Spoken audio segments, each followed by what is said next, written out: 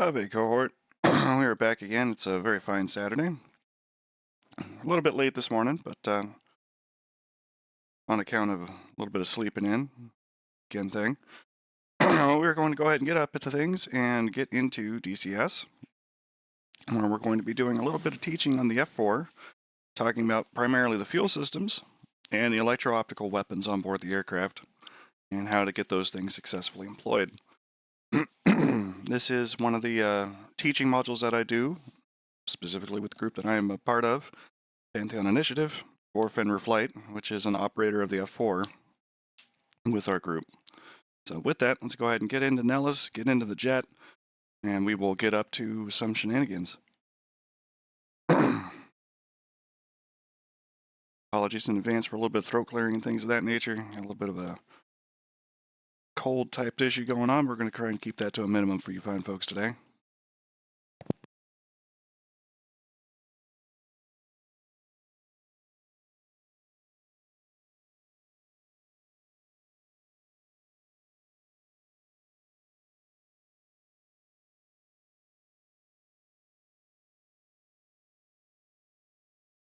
Alright, so we're in the jet. Let's go ahead and unpause, and we will complete our rearm and do startup.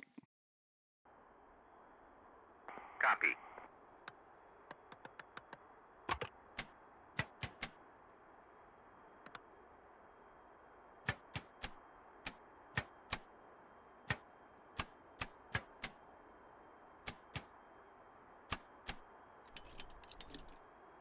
Which alignment do you want? Roger that. Stored heading alignment. Put our bucket on here.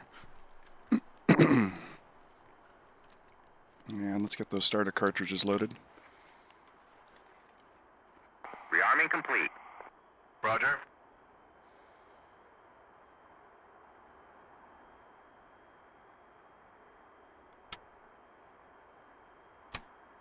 Carts are loaded.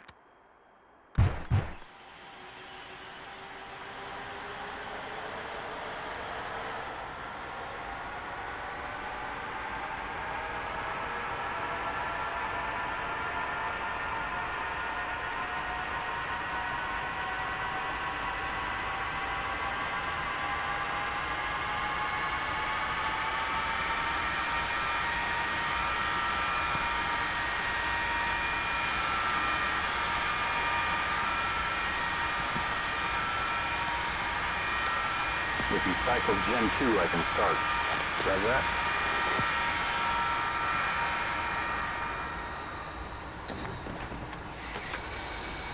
Okay, canopy down and lock, stripes aligned.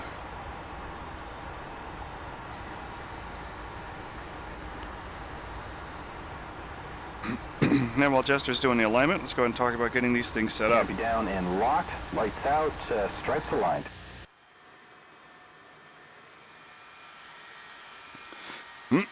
So for today's purposes, we've got a centerline fuel tank. We have 6 AGM-65 Bravo Mavericks and a pair of Walleye 1 bombs on the outer pylons. Also got some friends of ours that are going to be going up and conducting some bombing and attack operations in the area that we're operating from.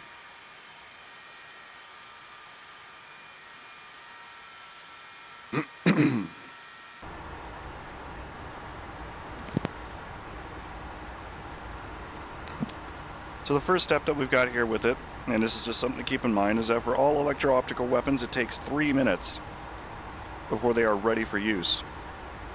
We're going to be starting with the Mavericks, so we're going to make sure that our left and right inner pylons are armed. We're going to set our weapon selector to direct. Our weapon selector to TV, and our delivery mode to direct. And we're going to turn on our radar standby, just a good habit to get into, even though we don't expect to be engaging anything in the air today. Quantity and interval are less important to these weapons as they are single release, but we do want to make sure we don't drop both walleyes by accident at once, so let's go ahead and just set this to 1. It's less of a step, as I believe those will only come off 1 at a time, but just good habit to get into is if you only want to get rid of 1 at a time, only do 1 at a time. Since we are employing TV weapons today, we need to take our radar selector and flip that down to TV. And then we're going to talk about sight depression.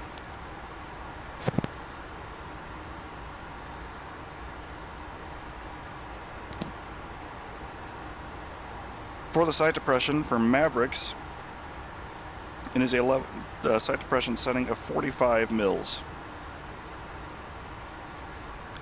This is in contrast with the GB8 hobos or the walleyes, which are 17 mils. And what that will do Alignment completed. is it Go will primary align sync now. the center Ready dot to of this attack. pipper right about with where the seeker head of the weapon sits. Roger.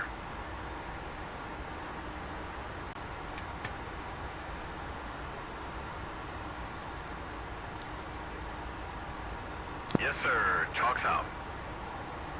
And we're good to go, sir. Have a safe flight. Disconnecting.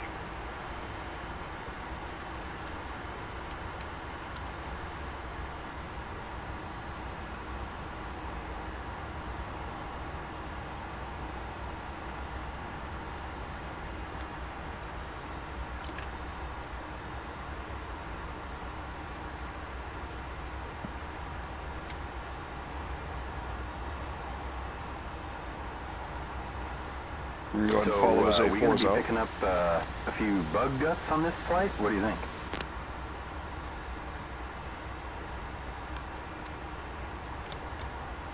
Okay.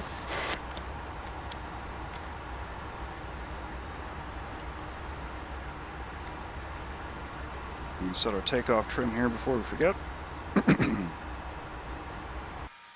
We'll talk a little bit about the weapons we're using today. The AGM-65B Maverick missile has an effective range of approximately 10 to 12 nautical miles. The B model Maverick is a TV-guided weapon, which means it's useless in the nighttime, has no infrared guidance of its own, but it does possess a static 4x zoom, which is indicated on your display by 4 tiny dots.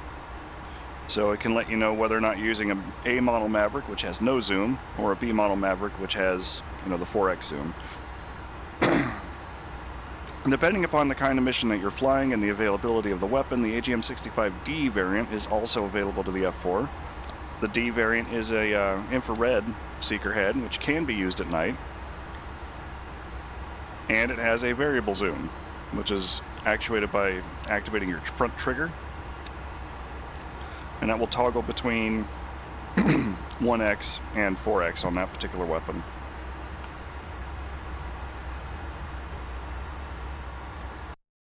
See how our Skyhawk friends are doing. Looks like they're getting ready to line up and take off on 03 right.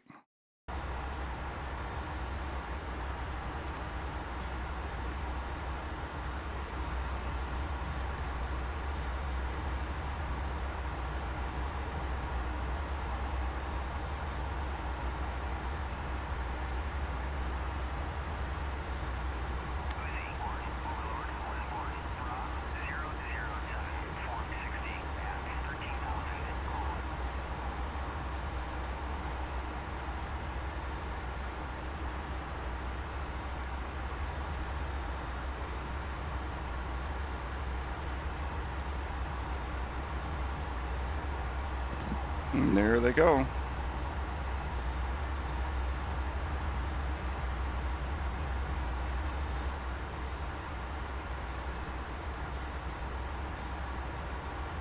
Go and set up a steer point here while we're cruising. We'll attack the same general area that they are.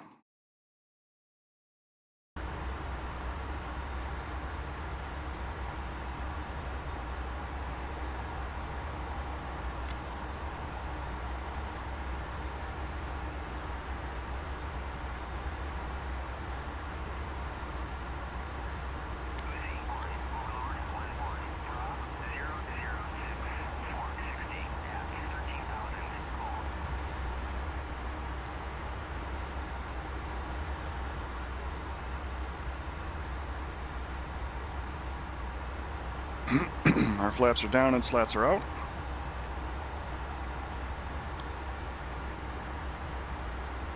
We're just going to cruise on over to 03 right, and we will take off following along behind the F4s, or A4s rather.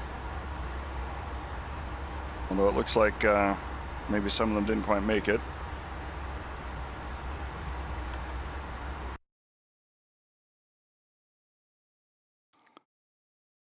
Oh. No, it looks like what happened there.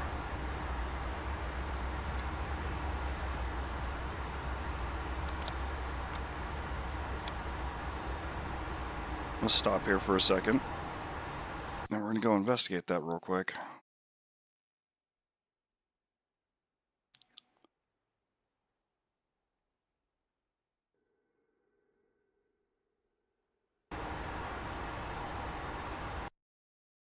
They didn't drop their stores already, did they? Got bombs. They got bombs. They got bombs. And they got bombs. Okay. I have no idea what that pillar of fire was out there.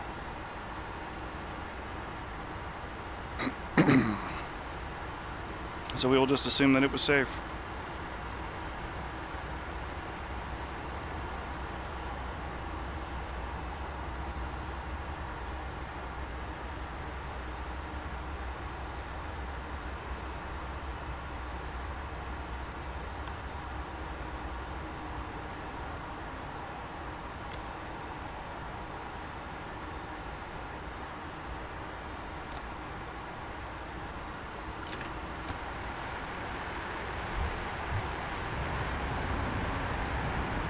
Engine's good, airspeed off the peg.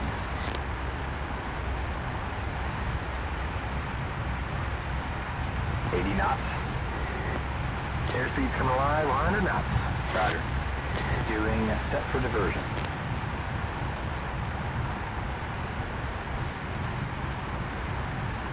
Come on. Here we go. A little heavier. Gears moving.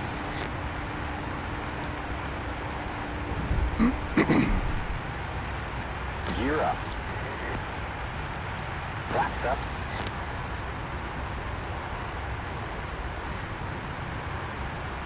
We can go ahead and engage our centerline fuel tank.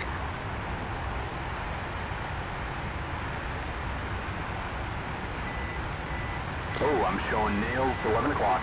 And oh, nails 11 o'clock.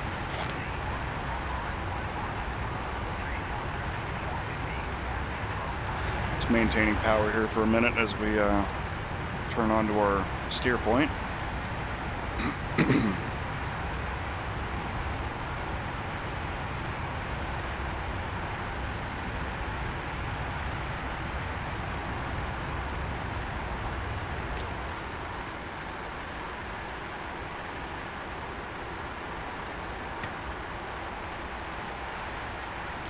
Alright, so continuing to talk about the weapons, we're going to move on to the walleye bomb. The walleye one that we're using is a 1,000-pound class weapon with an EO seeker head on the top. They do come in a bigger version. It's only carryable on those inner pylons, which is 2,000 pounds, but it is an unpowered glide bomb weapon. You can get kind of the same range out of it that you'd expect from a Maverick depending upon airspeed and altitude. But its seeker head only has a 1x zoom, and like the A and B model Mavericks is a TV seeker head. The biggest thing with that is that they're not really usable at night because it, needs ambient light to see what it's doing. If you're going to employ them at night, you're going to need somebody to drop some kind of high-quality flare or flare rocket into the area, so you can identify and have the seeker head locate and lock onto a target. We have a friendly 2 o'clock, 4 miles. Alright, so with our pylon selected, mast arm on, after 3 minutes has passed, this arm light will appear, which tells you that the weapons are ready to be employed. You can go and actuate the front trigger. And we're now looking through the seeker head of the Maverick on our display. For the EO weapons like the walleye, one of the hobos, this will turn on automatically once the pylon is selected, but it still takes the same 3-minute warm-up time. There are friendlies. 1 o'clock. 4 miles. The important thing to keep in mind about this is if you ever have to disable the weapon system, like you get jumped and you're looking to cycle over to your sidewinders if you're carrying them, in our current configuration, we're carrying 3 Mavericks on those rails, so we don't actually have any room for sidewinders. But if we were using special weapons to carry just a single Maverick, we could carry a pair of sidewinders with us. If you have to cycle away from it, you have to wait another 3 minutes for them to be activated again.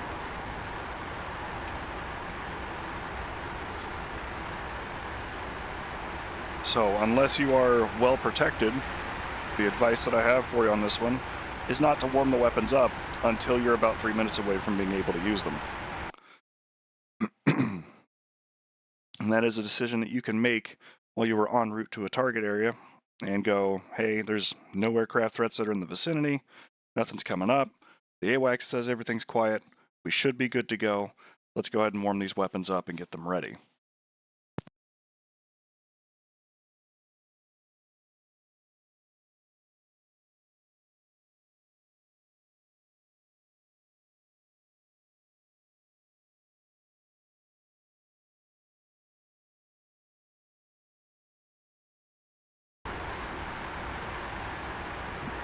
Alright, so while we have a minute, let's go ahead and talk about our fuel systems.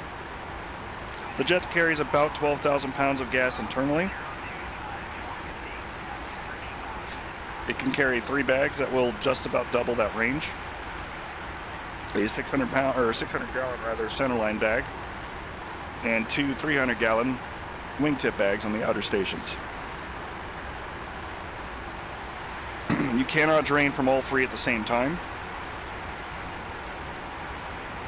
You can have your outboard tanks in the up position on this selector switch, or the center tank for transfer on the lower system. It also does not pump continuously from the centerline tank. 11 o'clock, 5 miles. What we'll notice is that as this dial gets lower and lower, it will eventually hit a point where it will just refuel. It may not go all the way up to 12,000 pounds, but it will draw fuel from the centerline fuel tank.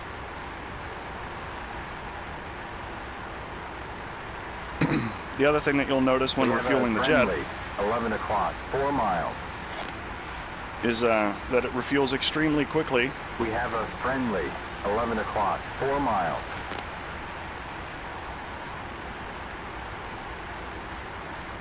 It refuels extremely quickly, up to about 9,500 pounds.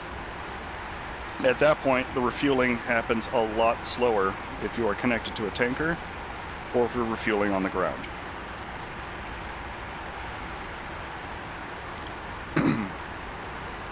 I flew a couple of missions here recently, and it took me just about as long to go from 1,000 pounds to 9,500 pounds as it did go from 9,500 pounds to 12,000 pounds. So that last 3,000 pounds of gas, the tank that it is attached to refuels a great deal more slowly than the other tanks on the aircraft. Some of that I think is just the way that the aircraft is designed. Maybe it's a gravity feed type fuel system that I'm trying to push up against.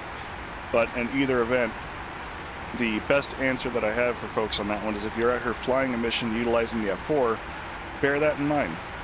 When you go to a tanker to hook up, the natural inclination for a lot of folks is to go ahead and grab as much gas as they can, get back to a full set of tanks so that they can get out and be cruising for the longest period of time on their cap station or proceeding out to their mission targets. Unless your goal is to actually, honest to God, refuel all of your external fuel tanks, it may be best to go ahead and just refuel to the point where it stops and then allow the other members of your flight to go ahead and hook up to the tanker as well, as it is very quick to get up to that point.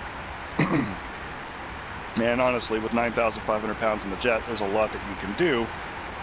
So you might have more frequent trips to the tanker, but they could be shorter trips to the tanker rather than waiting for that full tank of gas before getting back on station and protecting your folks. All right, we're about 15 miles out from the zone. I'm going to go ahead and pause things here real quick. And we're going to go ahead and look at our attack zone here, so we can get an idea about the kind of targets we're going to be engaging today. There are some light armor, IFVs, things like BMP-2s, MTLBs.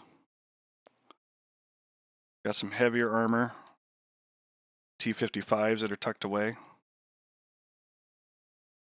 Got some air defenses in the form of Sparka batteries, Shoka batteries, and a fire can assisted radar directed KS-19 100mm gun battery, and some 57mm S60 batteries. However, they also have an SA-8 guarding the site. Now, the boys that we've got in here, I don't know how successful they're going to be, but they are armed with Strike missiles, which are an anti-radiation missile. It's an early anti-radiation missile. The seeker head dictates what kind of systems it can successfully engage. And the missile itself is one that's built on a spiral body, so it's got short range, kind of a slower mortar, especially compared to HARM, and some limited capabilities. But what we'll do here is we will execute kind of a little loop, orbit here for a minute, see what our A4 friends can do. Maybe they can eliminate that SA-8. If they can't, or if we decide they're not morphing quick enough for us,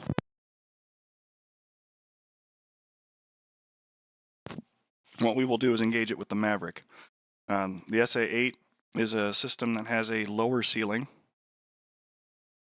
so up above 17,000, 18,000 feet, we are actually very safe from it. It's more designed to kill helicopters and low-flying aircraft at a closer range that, without irony, is about the same distance as the Maverick missile.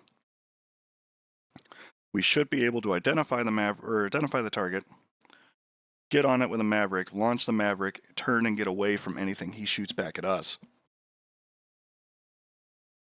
And that will take care of him. The other thing that we might need to do is adjust the brightness of our screen. But like I mentioned earlier, it's a B-model Maverick. You got the 4 dots here to indicate that it is a zoomed-in image for you. You can adjust the brightness and the contrast to try and make it a little clearer to see what's going on out there. Let's go and take it off the autopilot.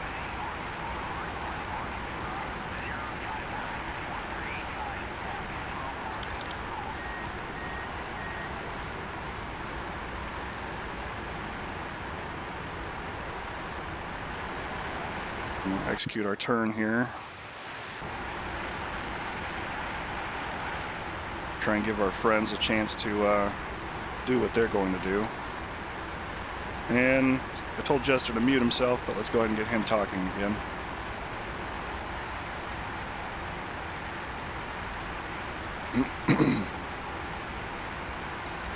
The 8 is searching with its radar.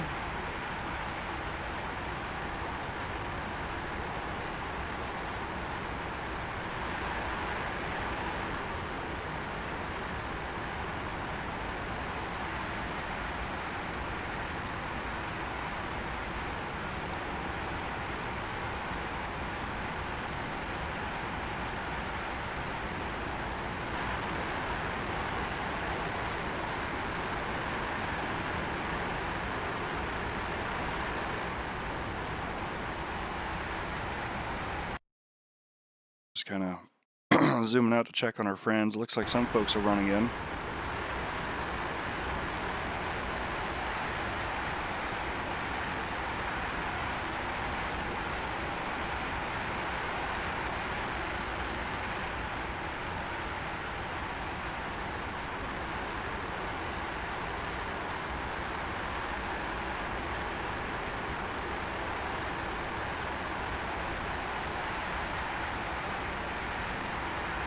That is our target AO there.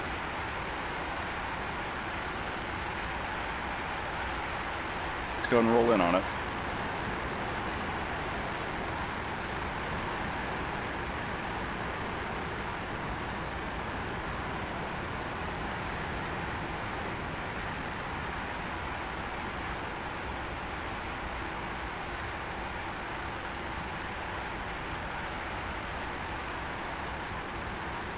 A little more to the right. And we're going to pause again here. And I want to make sure that I pull up and give you the right control name.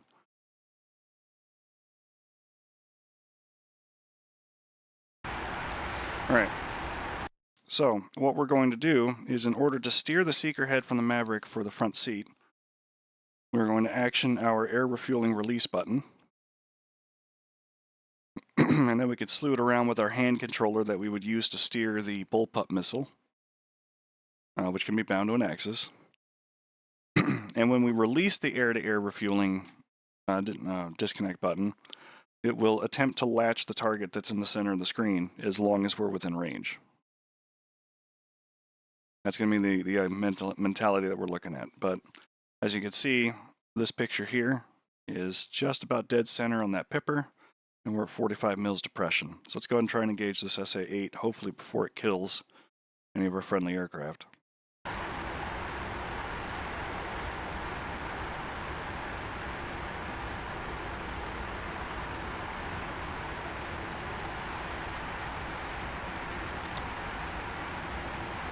Now steering the seeker head. I believe that's our boy there. He's latched, and pickle button, rifle. Weapons away. We're going to go ahead and turn away. We're going to action the front trigger again. That'll bring up the next weapon in the series. And while we're flying away from it,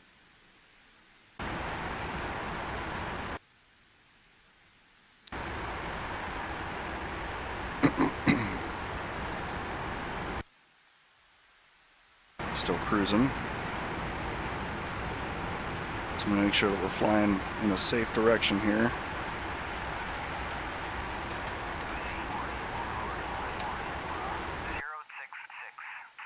Here's the OSA and shag target. Now we got some Donut House blend coffee going on this morning, Chief. Welcome back to the fray.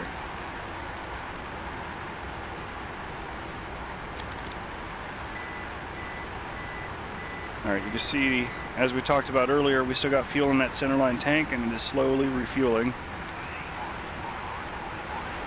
the aircraft on its own.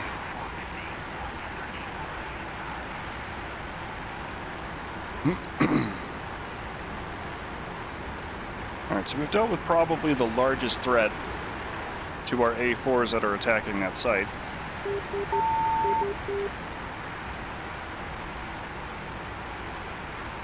Let's go ahead and get back on it, and we will engage more systems, starting with the air defenses and working our way back to the armor.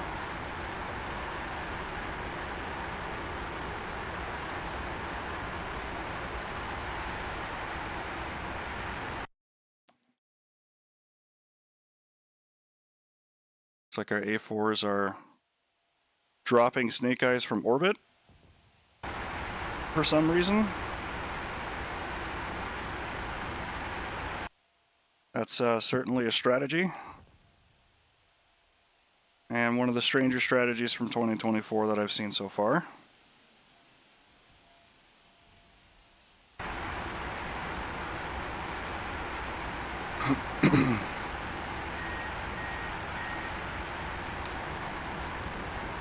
Alright, let's get our landmarks up.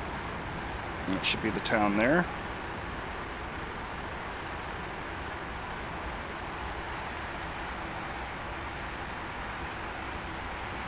Yeah, a little bit there, Shepard. I believe our town is, We have a friendly, 9 o'clock, 2 miles. masked by clouds.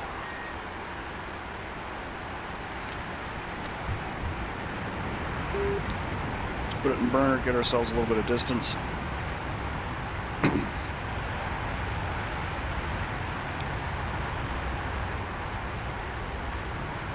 I don't know about you, but I'd like a little bit of time to engage these targets.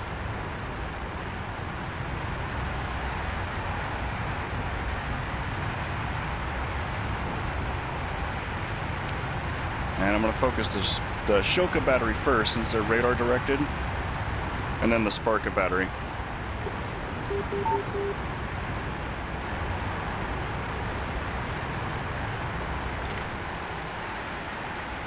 Coming out of the afterburner now, getting ourselves lined up.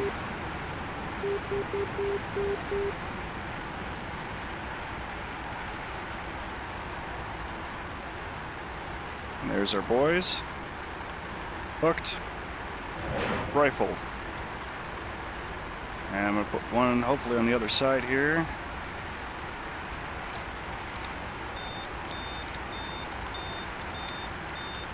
That's way too close.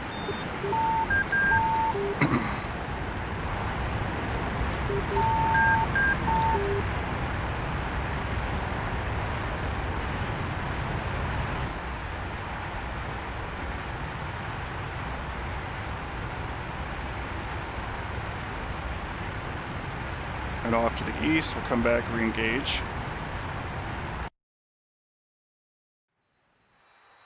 Now these guys have slicks, so maybe they will be a little more useful. I gave two of the aircraft slicks and two of the aircraft snake eyes.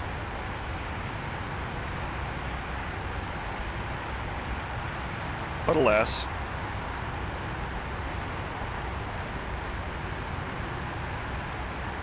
I honestly haven't tried, Chief. I want to say it was supposed to be on the change log that they fixed it, but, you know, Yield Dynamics says a lot of things that aren't true, like Supercarrier will have Vulcan and briefing room and all of those kinds of things in first quarter 2021. Or that John Rasbam somehow owes them money. You know, things like that. Alright, let's get our cursor We have a friendly. up in the 12 target o'clock, area. 5 miles. Here's our Sparka battery. We're going to engage them next.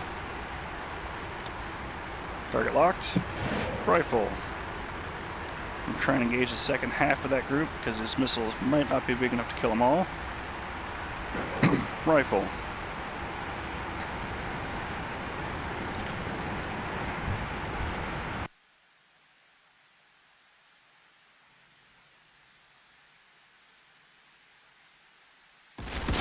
And alakablam.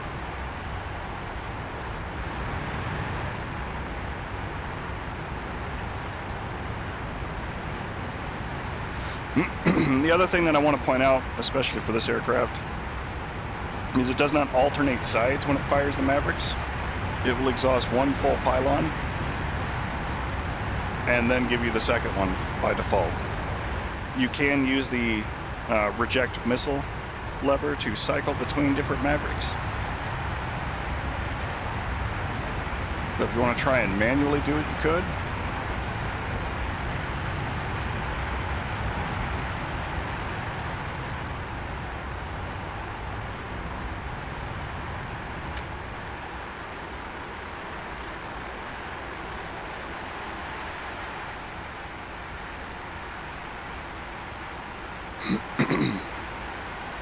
We'll find a home for the next pair of Mavericks, which I think is going to be the KS-19 battery, and another one into the Shokas for good measure.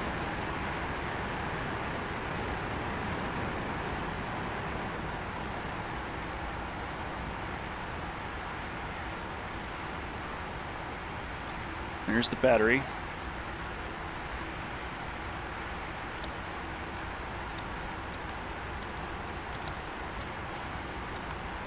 Oh, okay, maybe they're We dead. have a friendly. 11 o'clock, 2 miles. Really don't want to get shot in the ass by a Shoka, so we're just going to go ahead and throttle away from it. Okay, alright, the A4's killed it. Good job, boys.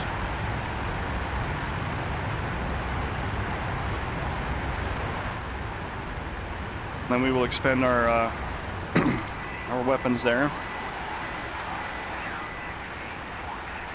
against things like armor and other targets. If you press and hold the front trigger, you can recenter the Mavericks as well. That's kind of important if you're a little off-center with your slewing. But since we're also down to 7,400 pounds in our fuel tank, we can safely say that our centerline tank is empty.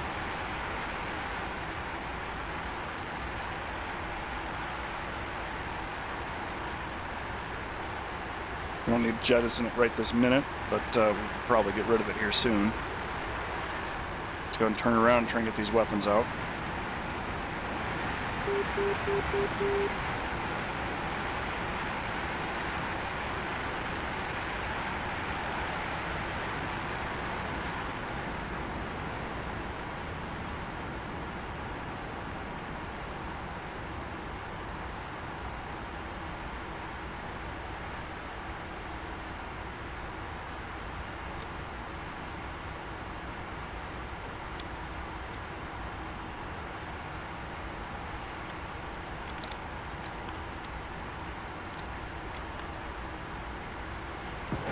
Rifle.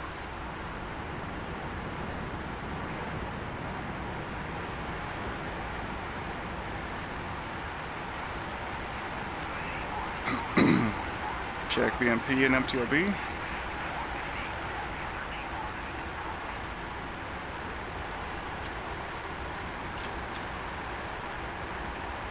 That should leave us with one more Maverick on the rail, and then we'll switch over to the walleyes.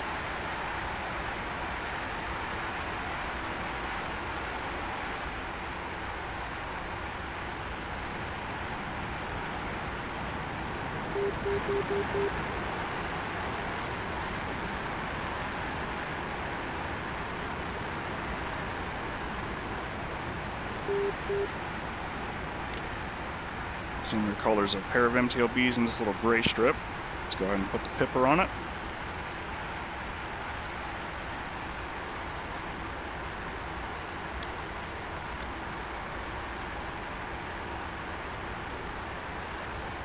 They are there, but that was a bad angle.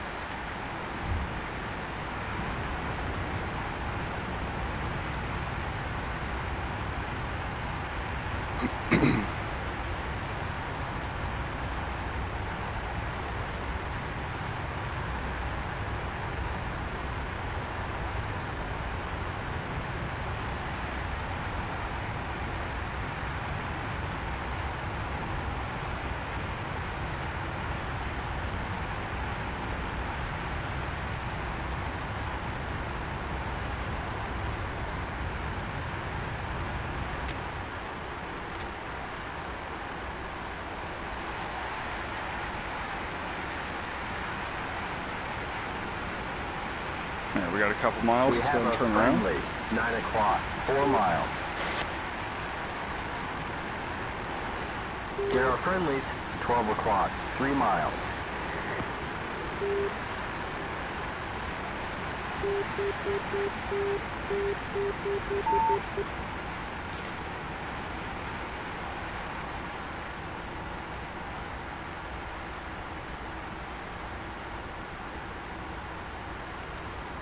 There they are.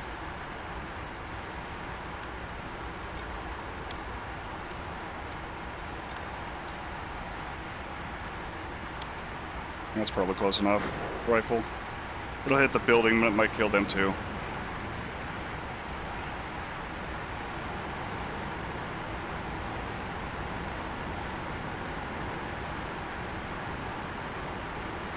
They appear to be badly damaged. So let's go ahead and queue up our walleyes. So first thing we're going to notice, the walleye or hobo seeker head has this big cross in it. It is a 1x zoom, and it is a TV seeker head, much like the A and B model Mavericks. Employing this weapon is a little different than the Mavericks in that you can't slew the seeker head. Maybe that's something they'll change with some of the later aircraft, particularly for the Walleye 1, which should have a slewable seeker head, but not for our purposes. The Wizzo can lock and engage with this weapon if you've got a backseater who's doing it, but it is entirely dependent upon the pilot to do the flying. So it's almost easier to just do it from the front seat.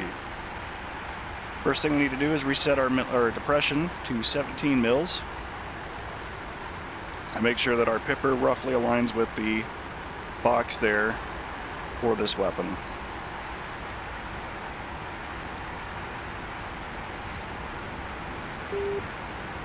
We got a little bit of altitude here, about 15,000 feet worth.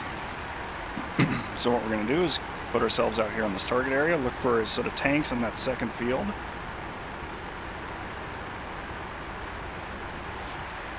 Correct, Chief. And as I say, maybe the Demas bird might have an ability to communicate with it and do the thing. But for now, what we have is this, so we're going to use it in this way. Now I know that there's some tanks here in this little pasture, and since I'm using a 1,000-pound weapon, accuracy is optional. I engage the front trigger. It is now latched, and you see a little black box there. That is the slew limits for the seeker. You climb a little bit and pickle it off. At this point, the weapon is guiding itself. It will attempt to fly itself to that point, right through the roof of that T-55. They are heavy, so be prepared for that release and what it's going to do to the aircraft.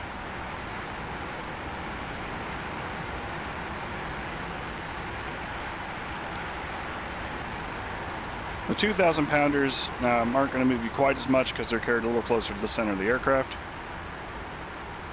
But the 1,000-pounders are definitely felt as they come off one side of the aircraft and the other.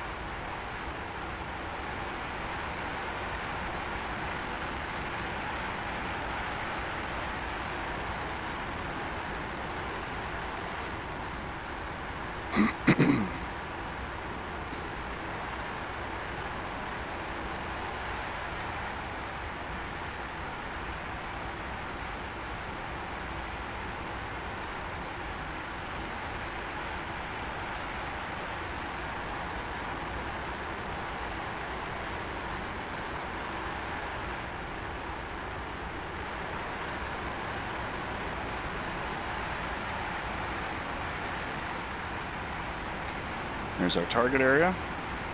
We're going to try and engage tanks on the opposite end of that gray field.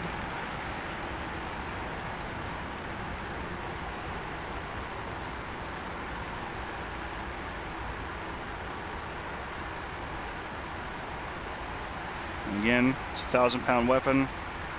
Accuracy, while important, is not the end-all be-all. So we're going to target that building. We've got it captured. Pickle button. Off it goes. We have a friendly, 12 o'clock high, 3 miles. We can get a lot further range out of these weapons, but for the purposes here, we are quite a bit closer. We've got a friendly, 3 o'clock, 2 miles. All right, that takes care of the weapons on board the jet. What we're going to go do now is meet up with our tanker. Is 40 Yankee on the TACAN and 252 on the radio. And we'll go get ourselves some gas.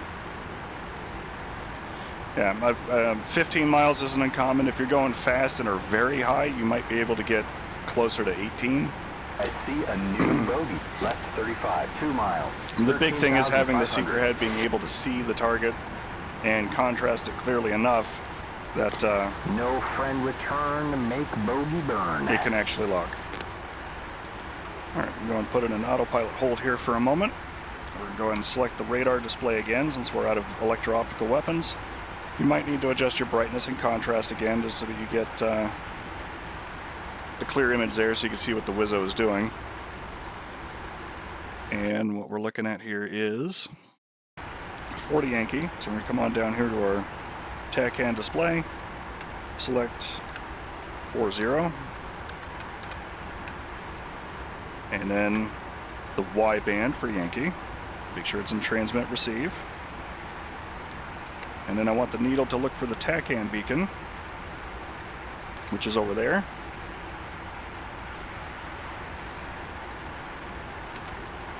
Let's go ahead and turn around and go rendezvous with our tanker. No. Is it picking up a different tanker on that band? Better not both be on 40 Yankee. It's on 50 Yankee. Let's try 50.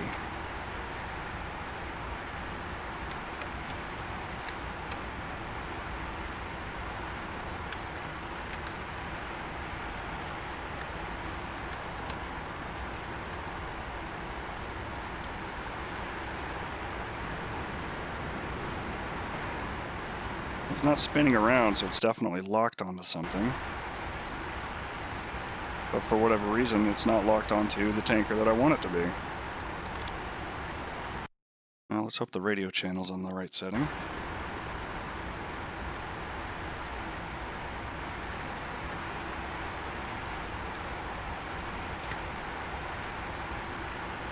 Which tanker are you?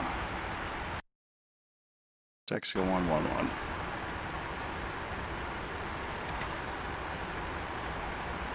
Texaco 1-1, OZ 1, request rejoin.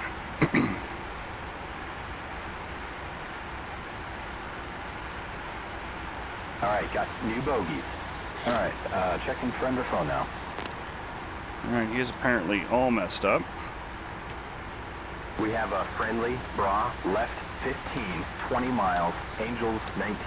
And a friendly, bra, right 5 degrees, 25 miles, Angels 20.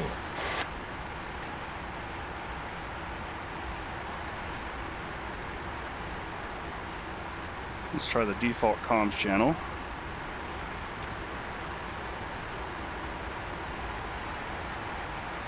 Texaco 1-1, OZ 1, request rejoin.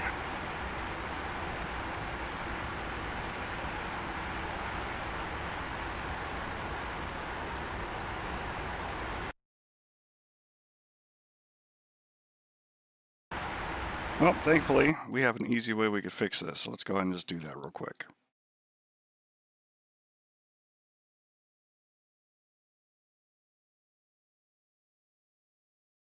Because apparently Mr. Tanker there is a little borked. We'll just zip on into the mission editor real quick. Solve our problem. CMPS. Texaco 25240 Yankee. He's on 252. He just wasn't talking to me.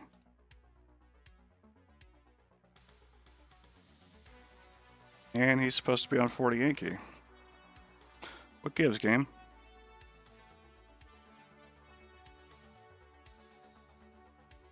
Alright, we'll do it this way. Bang, he's gone.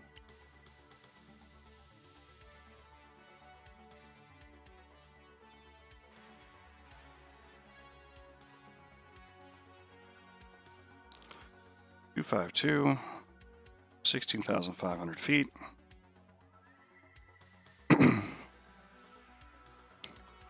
Probably Mach 0.6.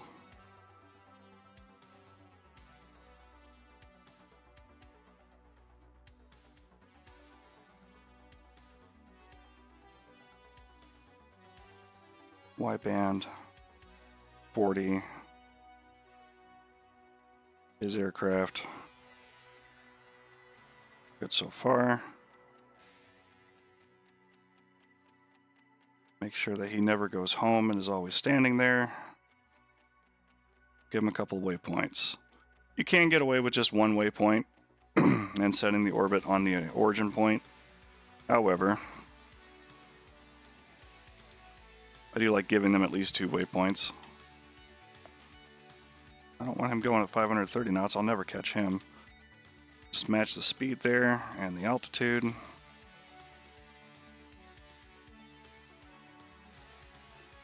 And since we have it, paint him in some 1970s colors. Good times.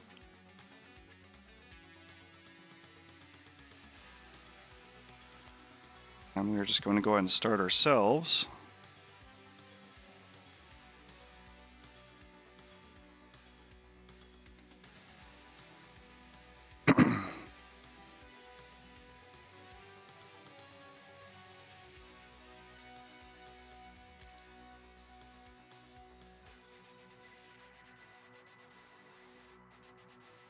In roughly the same condition that we were in just prior.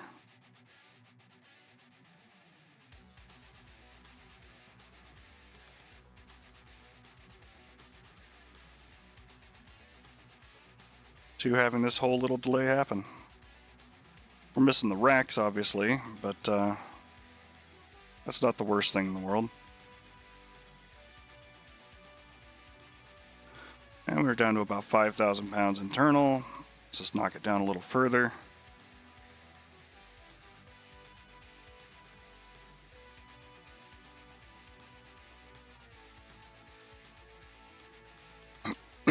just going to start our TACAN tune to 40 Yankee.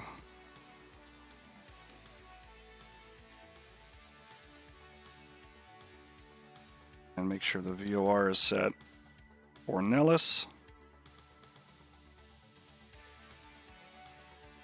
9.10.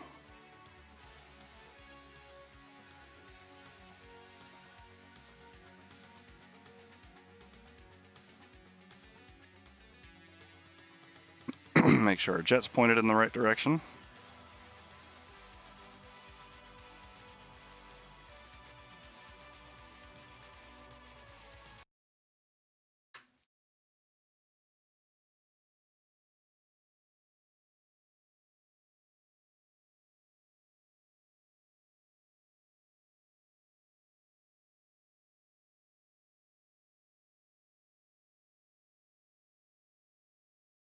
And then we'll resume where we were.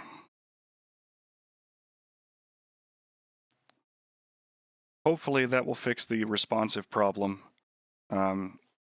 Little pro tip, a little side thing that we're teaching, I guess, today, is in the mission editor, sometimes when aircraft start misbehaving due to an update at some point, the only way to fix them is to delete them and replace them. So hopefully that will deal with all of that. I might need to pause here while it loads textures. But with any luck at all, we should be able to, let's pause here for a second while it does its magic. With any luck at all, we should be able to communicate with him this time. And we'll get some gas.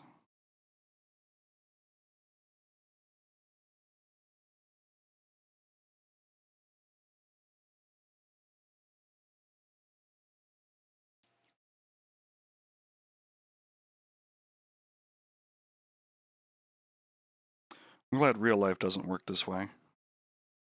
Be a little disconcerting to just watch things suddenly load in high detail in my eyes.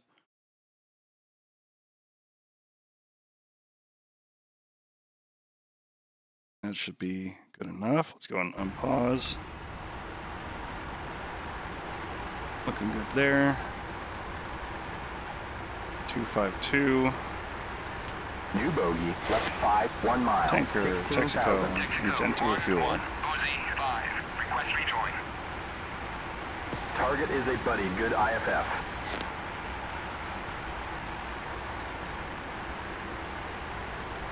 Oh, Texaco, I'm talking to you. Texaco 1-1, Uzi 5, request rejoin. You know, you're not wrong, Chief. Honestly, I didn't think about that one because generally it's the first thing I put on my face in the morning. Texaco 1-1, Uzi 5, request rejoin.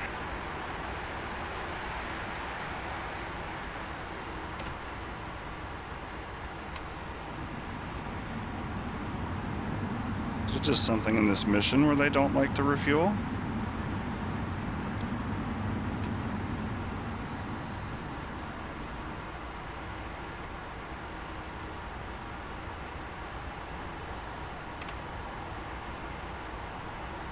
Texaco 1-1, Uzi 5, request rejoin.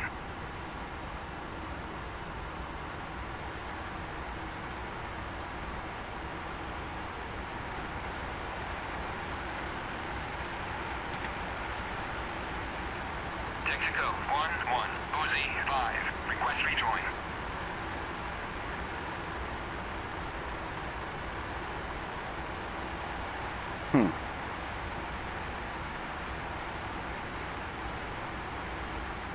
Okay, so we can cage the radar. Let's get master arm on here. I'm pressing our appropriate button here. Use nose wheel steering to do a search, and it will scan.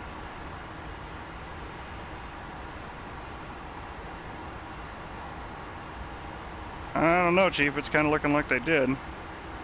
So we've auto-acquired him because he's within 5 nautical miles.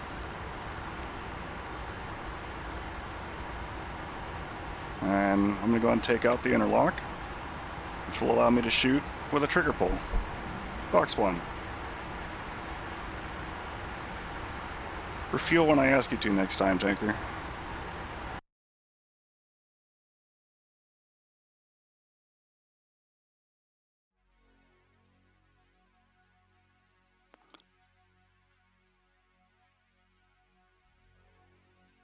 Alright, let's go ahead and get up on the actual server where I know the tanker works on Syria. And we'll fly a little bit there with folks and see what happens. Go ahead and put us on a BRB here real quick while I'm changing everything over, but I'm not actually going anywhere. Although I might to go get another thing of coffee.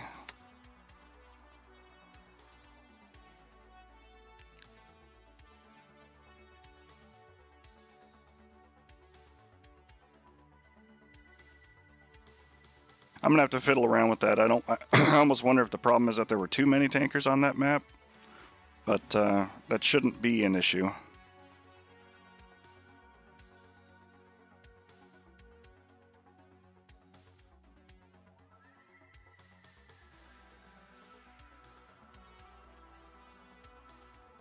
Go and log into the server box here real quick. Bear with me just a moment. Excuse me, just a moment.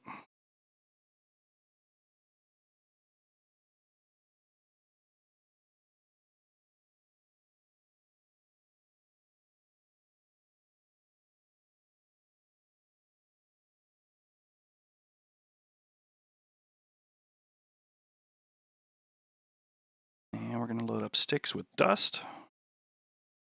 The new dust is really hot. Good to go there. Refresh the master server list.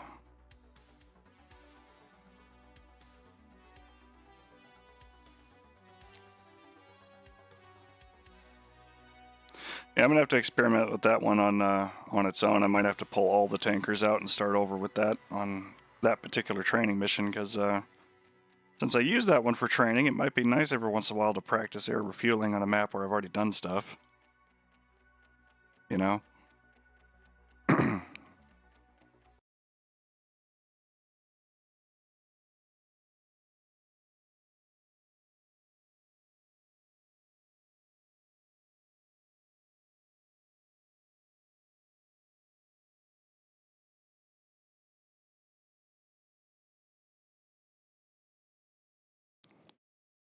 Yeah, no, you're not wrong, Chief.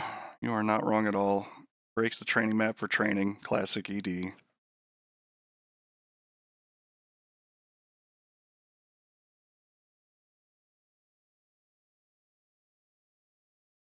Alright, while that is loading, I'm going to go ahead and get up and grab myself a drink, because I need more coffee. And then we shall get up to it on the multiplayer sticks mission, which is on our Pantheon Initiative free mission server, which is open to joining. Has no password on it, so if folks want to come up to fly, you may do so. Go for it. Alright, I'll be right back.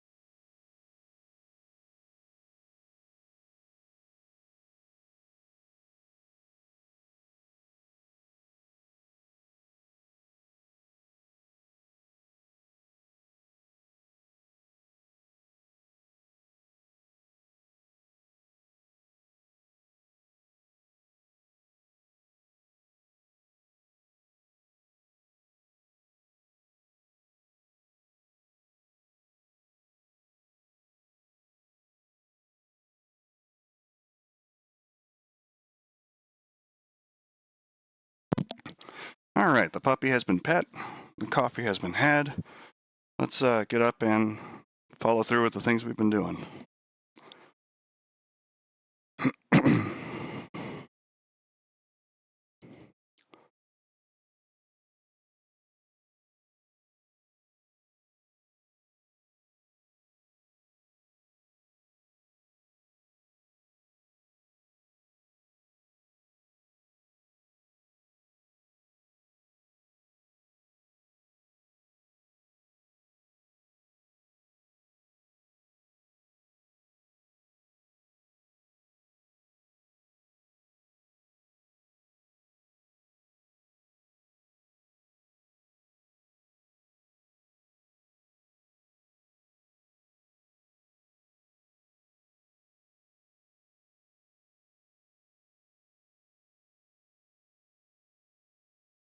Okay, it's a desert map. We'll go with my desert skin. Produced by Chief. And for our purposes, what we're going to do is zip up to the tanker, grab us some gas, and then we'll come back and attack one of these points.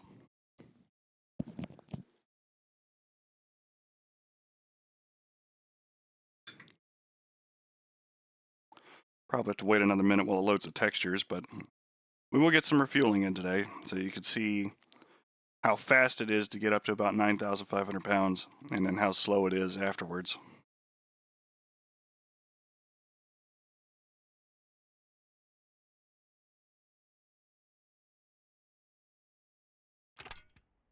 Oh yeah, Jake did make those.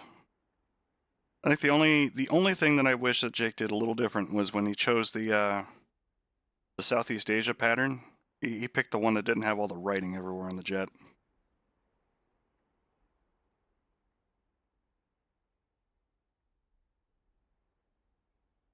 I was so used to you making the ones for the F-15 that my immediate thought was like, oh no, Chief made at least one of these. You're right, I was wrong.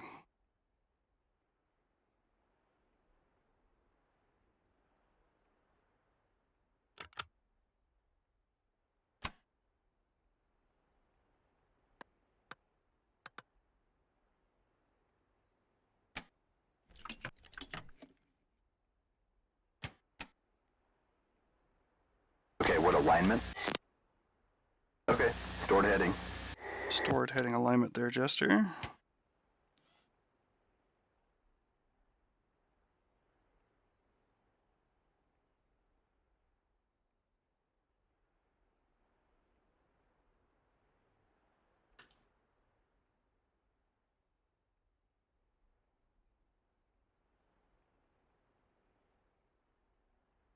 Roger.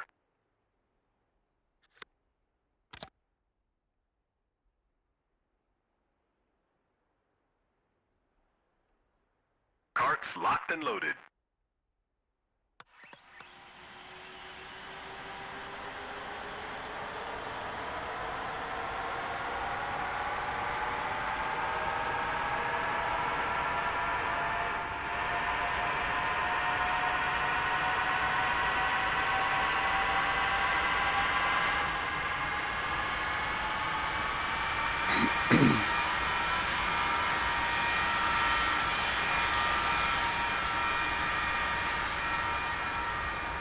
Alright, so while Jester's aligning the If you're bird, done with the generators, I can start the alignment.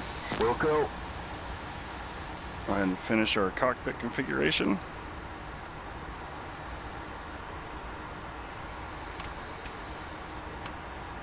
Canopy down and locked. Lights out and stripes are aligned. I'm going to go and preemptively set my bomb release pattern.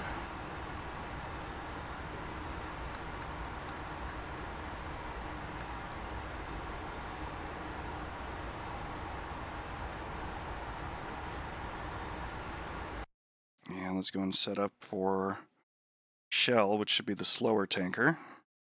24 Yankee on 275.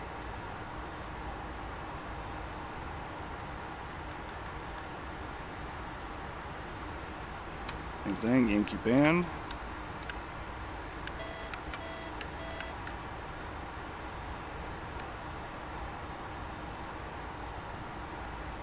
And what do you know, it actually moved where it needed to go. Yeah, for some reason I think the tankers on NTTR are just not activating any of their scripted commands through the advanced waypoint system.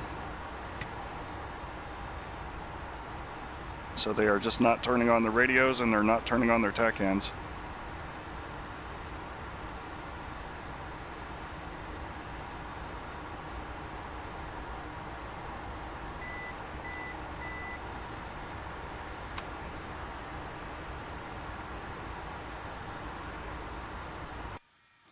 Alright, so for those not in the know, the mission that I've got running right now, called Styx, is set in the 1980s, so it's meant to mimic a 1980s environment. There's a lot of modern aircraft there, but without their modern weapons. GPS is turned off, as it's the year's actually set to 1989. We've got some dust clouds there, but the bad guys are also equally limited. So it kind of creates a interesting late Cold War sort of playground.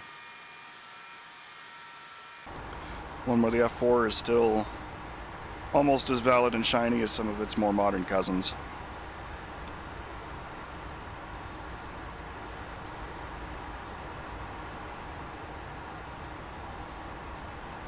Roger. And we're losing the TACAN beacon from the tanker because we are losing line of sight from it. As we are on the ground, there's some mountains over here, Wheel chalks and out, the chalks angle, out. even up to 16,000 flight, feet, sir. might be a little limited. Disconnecting. The same thing would apply to the in-game radio. Prime sync clear. This is Go an ahead. advisory. All right, ready to taxi. Alright, we are on primary sync. I'm going taxi on up. It all comes down to this. Here we go.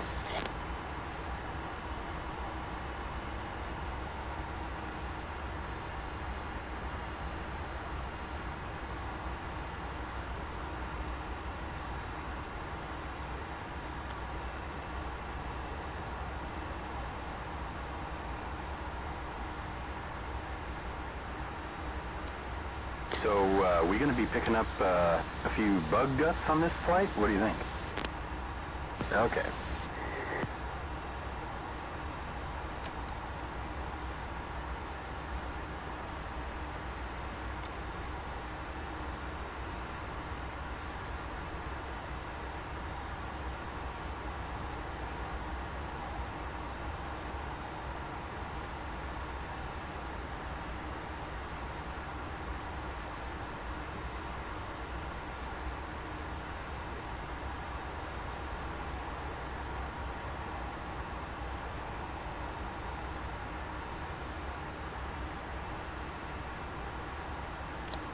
Alright, here we go. Engine's good, airspeed off the peg. 80 knots. 100 knots. 50 more and we'll be airborne. A little heavy, so we're going to be running a little more than 150 knots before we come off the ground. And, oh, nails. Okay, nails. 2 o'clock, 3 o'clock, 12 o'clock. Gears moving. Flaps up. Gear up.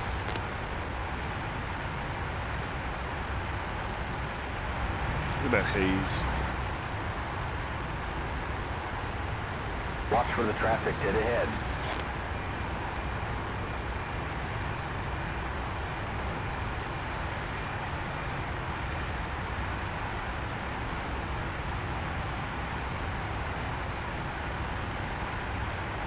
We are just going to floor it and head towards the tanker.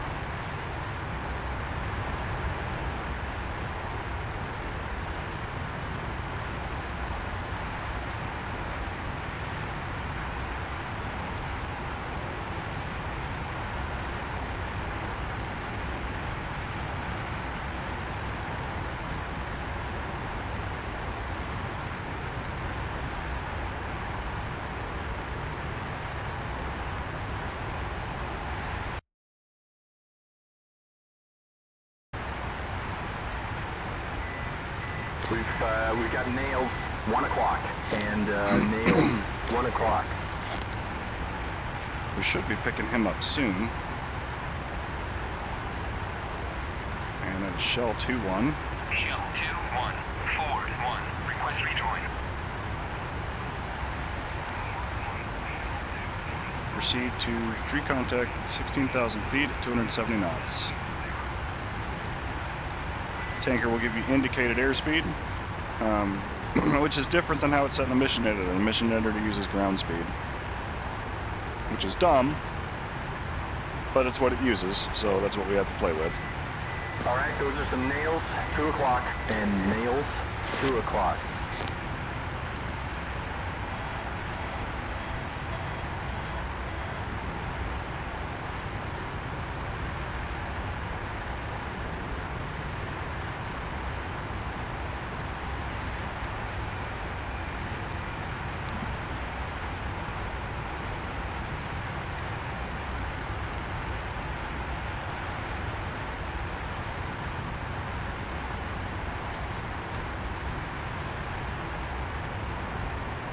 All right.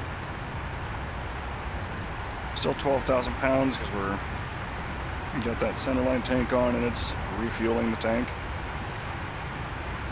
But we should be done with that soon.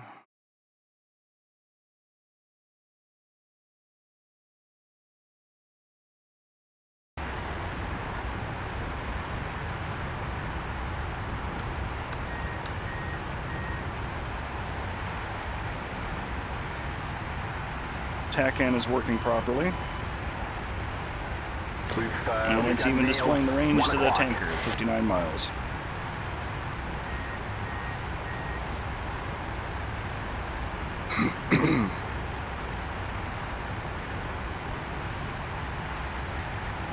Now, as we are on a multiplayer server, I can't pause to sit down and talk about a lot of things. But I will try and talk through what I'm doing while hooking up to the tanker.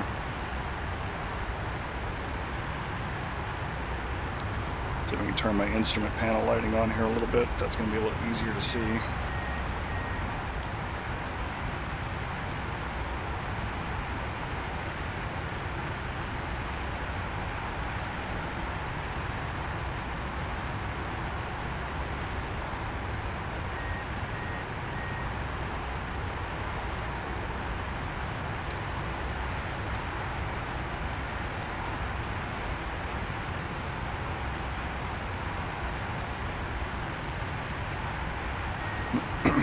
Wheels ticking down. Any minute now that should stop and start going the opposite direction.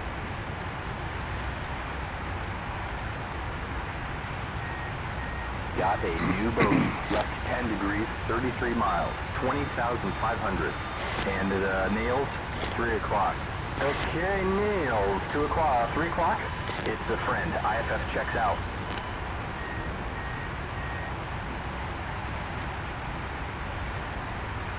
Bogey, left 45 miles, 23,500.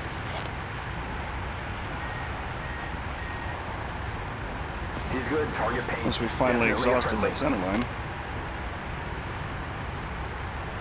I have a contact, left 10, Yeah, I think we 21 did. miles, I think the center line's actually 13,000. empty now.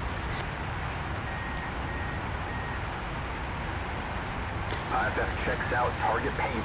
Which is fine, because that's what we want. We have a bogey, left 5, 25 miles, 20,500.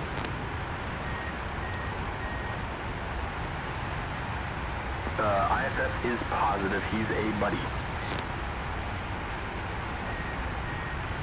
Important thing to note here is that I'm going all out at 19,000 feet with this F4, and configured as I am for air to ground, haven't even broken the sound barrier at full afterburner.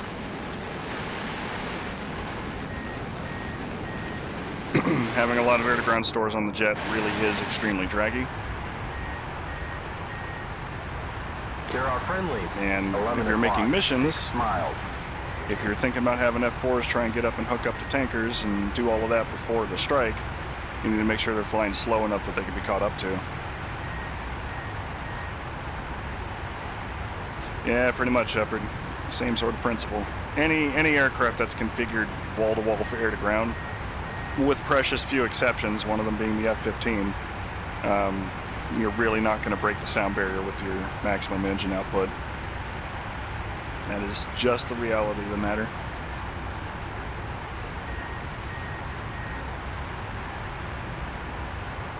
All right, let's go ahead and get down to altitude. We have a friendly KC-135, 11 o'clock, 6 miles. Turn out the master caution light. It's just telling me that the autopilot's off.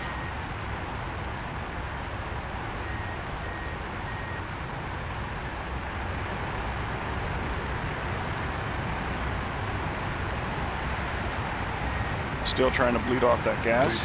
We've got nails, 1 o'clock.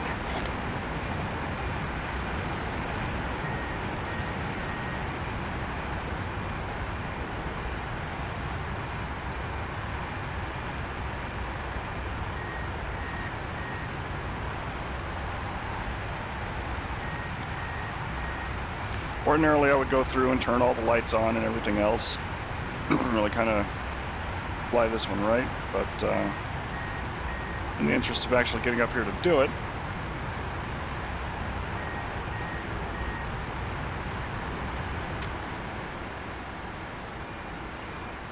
Heads up, nails, 12 o'clock. we're kind of doing this a little fast. Speaking of a little fast,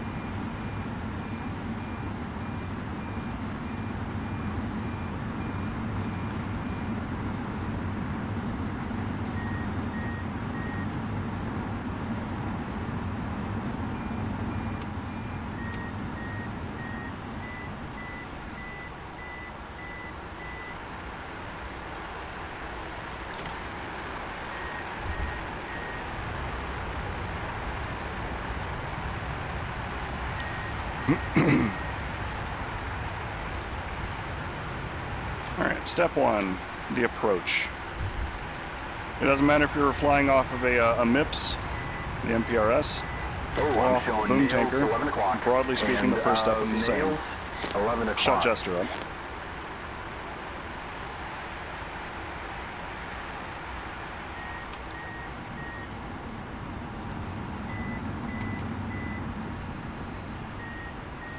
Jester has a very bad habit in the F-4 of queuing up all of his lines of dialogue where he's trying to communicate with you to tell you where the tanker is relative to your position, whether or not you need to go forward, back, left, right, charging the boom, getting ready to fall off. All of that is very helpful, and that's what the Wizzo should be doing. However, because Jester's voice lines are all staggered and queued with one another, he very quickly gets behind where all of the actual information is taking place. So generally speaking, in the F-4 especially, my first step is shut Jester the hell up. The second one is to align yourself echelon left with the aircraft so that you can trim the aircraft for the airspeed and altitude that the tanker is moving on. The more you trim it, and the closer you get it to a nice hands-free sort of approach, the easier tanking is going to be for you.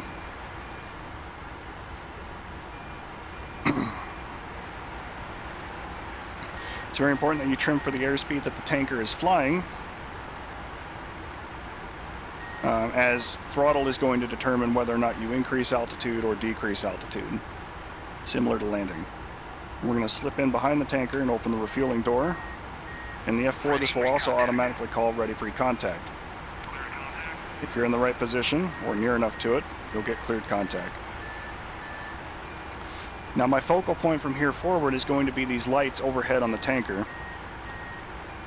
can kind of see them left and right of that stripe. The left-hand bank of lights indicate whether or not you are in the vertical position. You want to keep that in the green, which is about dead center. And the one on the right is fore and aft. Again, you want to keep that in the green, about dead center.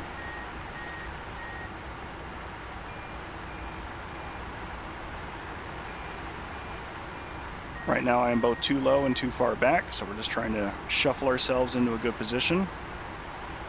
That the boom operator will do his job, or her job.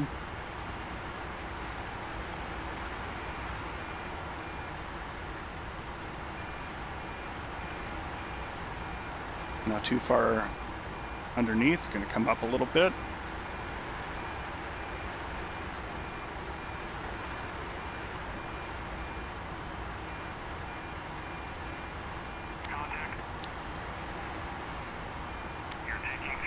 Okay, we are connected and taking fuel. If you look in the bottom right corner,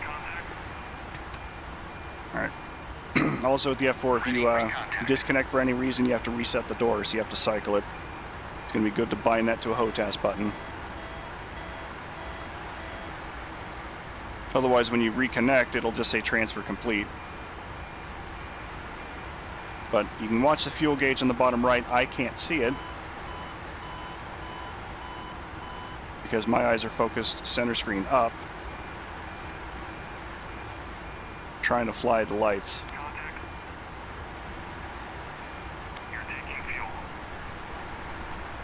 But you can see how quick the fuel gauge is starting to replenish. Taking a quick glance there, we're about 8,000 pounds already. Ready for contact.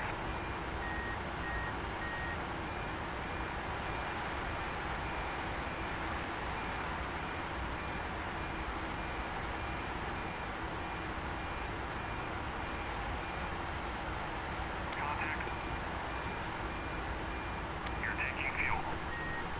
That's a little better.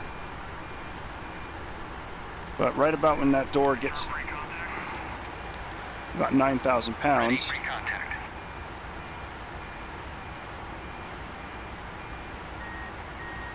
or 9,500 pounds, it will slow down dramatically.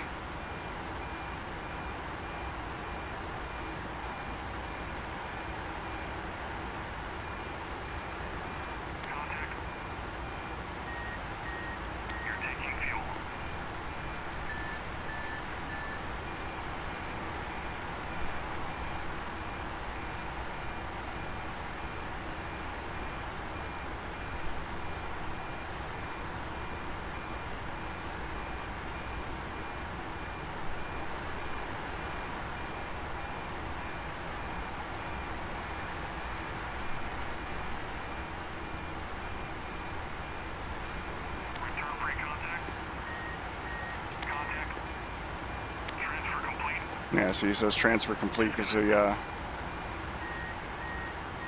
and we will actually have to call into the tanker again. Shell 2-1, forward 1, request rejoin. Ready for contact. Yeah, going from 7 to 8,000 pounds, that was super quick, and it slowed down a lot. Like, it's still faster, it is still easy to refuel, but it is much slower than going up to 9,000 pounds. Actually, it's actually running a little quicker right now, probably because we got that center line on. Ready for contact. So it's able to refill it a little bit. Oop. Don't want to bump the tanker. That's fun for nobody.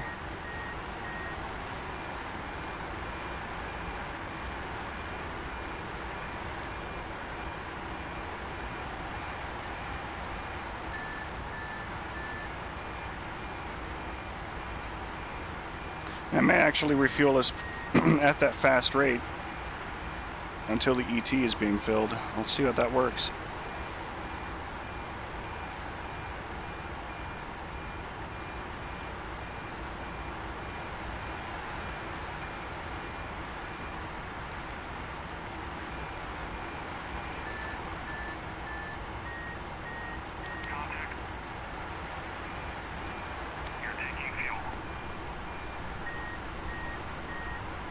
No, there it is. There's the crawl.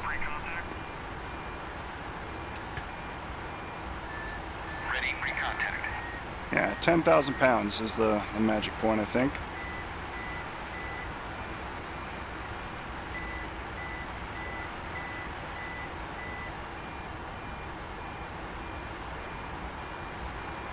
Center of gravity of the aircraft shifted a little bit. Might have to retrim it here in a minute.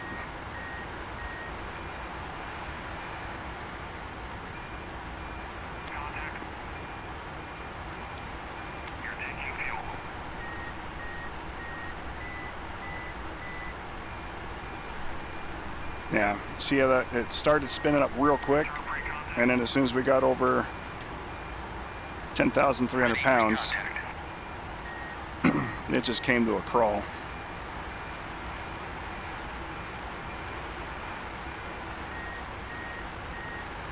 So that last feed tank on the aircraft is a little slower to replenish.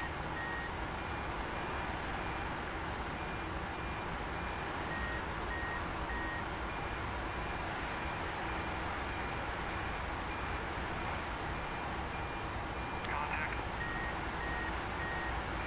You're taking fuel.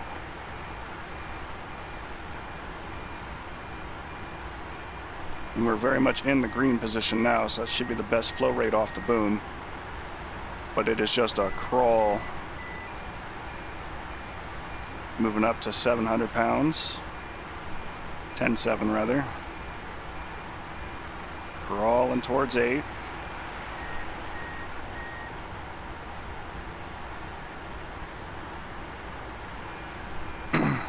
Our first couple thousand pounds, we were already done by this point. Return pre-contact. Ready pre-contact.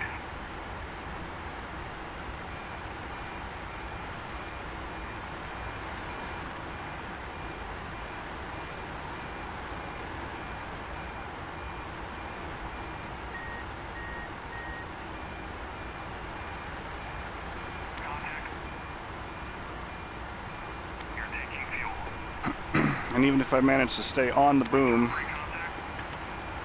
the entire time, Ready pre-contact. this is a very long time to be on the tanker waiting for the rest of the strike group to also get their gas. So again, if you're flying with a group, making plans for this, or if you're a mission editor trying to design a mission, you might either need multiple tankers to refuel a full strike group to full tanks, or have the strike group depart at 10,000 pounds. Get the gas that they need, not the gas that they want, Contact. and just refuel twice. Do it again on the way home.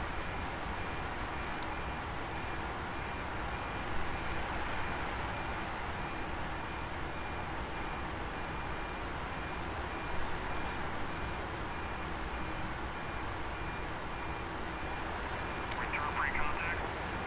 All right, we are going to go ahead and disengage and abort rejoin. He's already let us go, so we should be good to go there. Return pre-contact.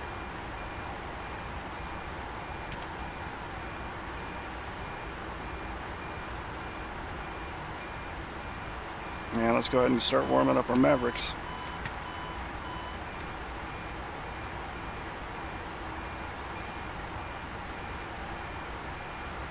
All right, let's tell Jester we're going to go for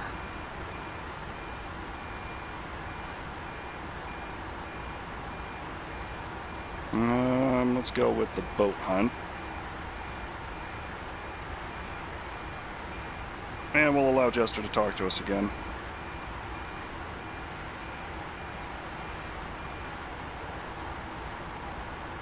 Jester will still do all the work that he normally does.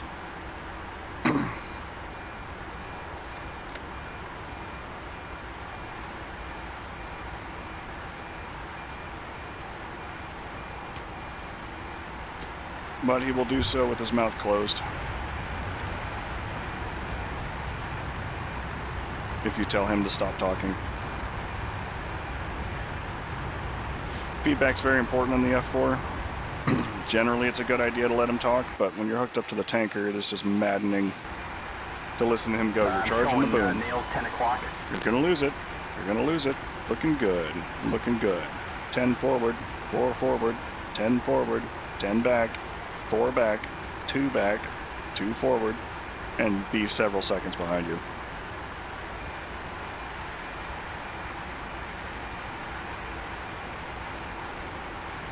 All right. So we're going to go ahead and cruise more or less straight down to this point, and we're going to be attacking this area down here, which we are looking for a couple of boats and some ground installations.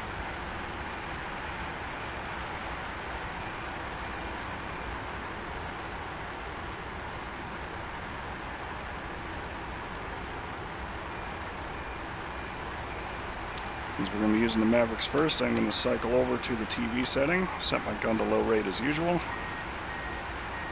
I like having a little more control about how much gun food I have to play with. And at this point, we are waiting for the Mavericks to align and swarm up. We've got nails 9 o'clock, and nails 9 o'clock. And it's going to take us about 3 minutes to do that. I'm going to put us on an AP hold right now and fly a little more fuel conserving.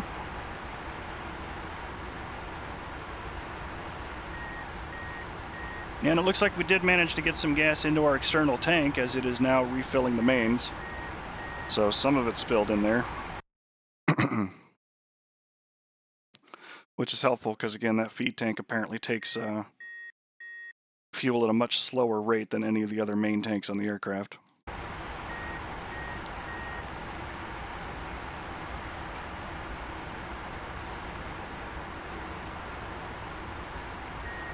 Generally for the F-4, my rule of thumb, and it works for just about any altitude, is to fly at about 3,000 pounds per side per hour, which is the fuel setting that I'm on right now watching the flow meter. I'm a little more than that, but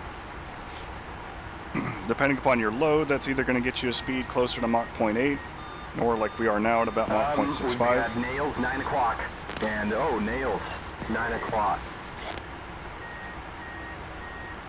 But it is probably the best power for fuel economy setting for the aircraft. And at a full fuel load of 12,000 pounds, drawing 6,000 pounds per hour gets you about 2 hours playtime before you're out of gas.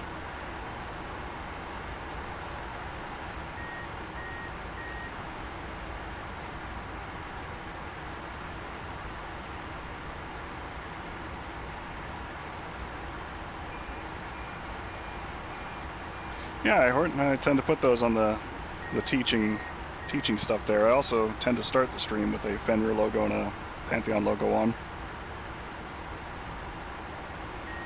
Saturday is a little more educational, and I rather like my intellectual property being utilized and getting credit for it rather than stolen by somebody else and not, as happened to catch up.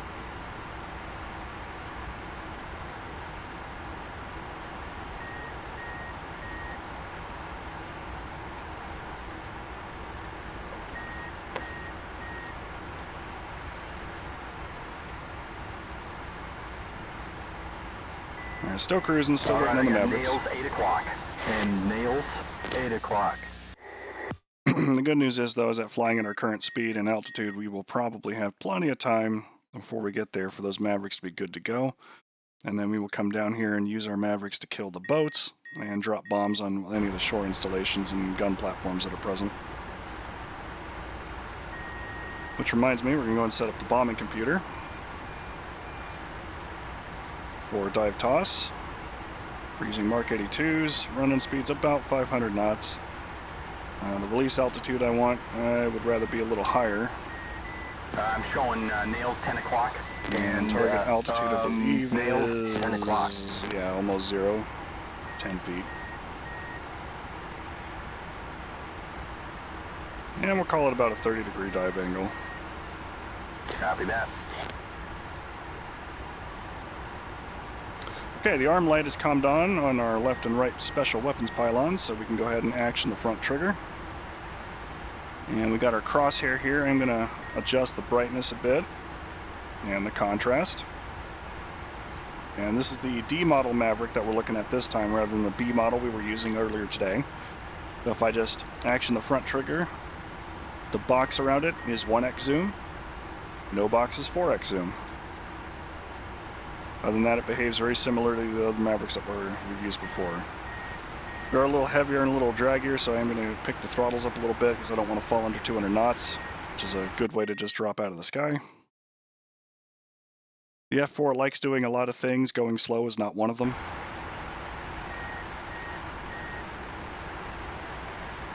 If I was a little bit lighter, that 3,000 pounds per side would be a more ideal cruise setting, but as it stands right now, we do got to throttle up a little bit.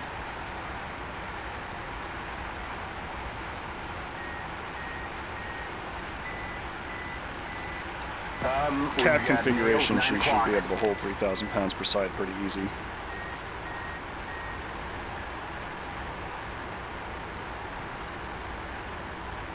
We're about 33 miles away from our target area, but we are well out of the way of other zones that are currently in play.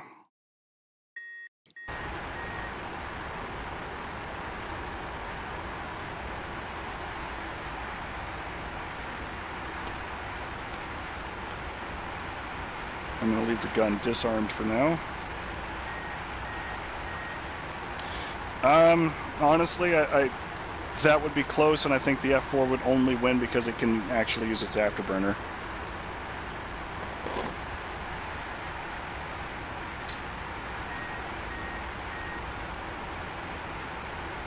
The F-4 has a little bit more engine than the A-10, but configured for CAS, she is not much faster at cruise.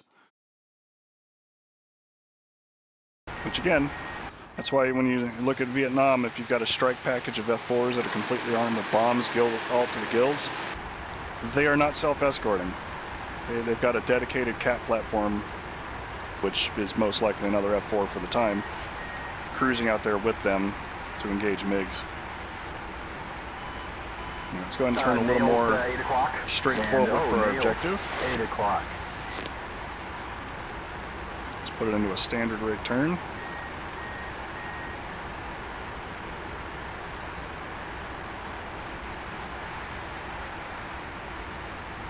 Back off the throttles just a little bit as we came back up to 350 knots.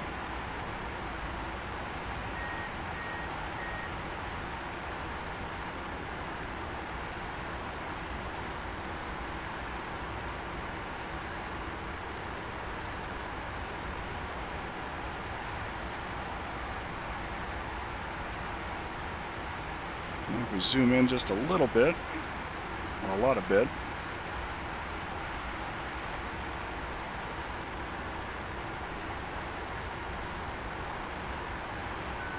you can see the dust and the haze. Mud, 11 o'clock. SA2. And mud, Our target area is under the nose. SA2.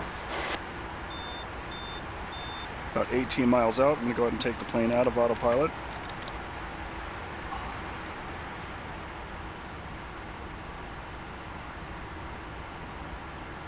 And if I zoom in with the seeker head, thanks to it being infrared, you can see our ground target out there. Still a little too far away. No, there's the boats. 3 o'clock. Hawk. They're very faint, but they are there. Adjust the trim a little bit.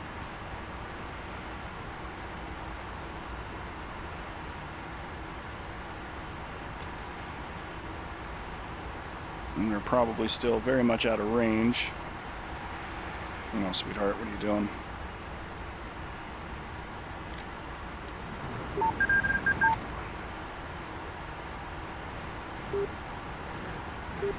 Nope, nope, nope, nope, nope. That tail is doing bad things.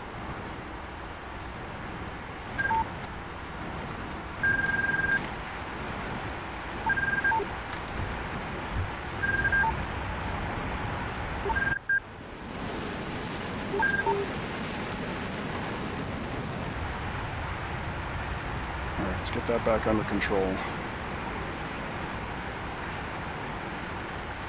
Some bad oscillations on that control surface.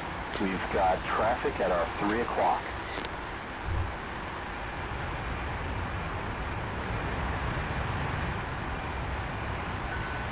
Nails, 8 o'clock. It cost us altitude and a little bit of time, but we're otherwise okay.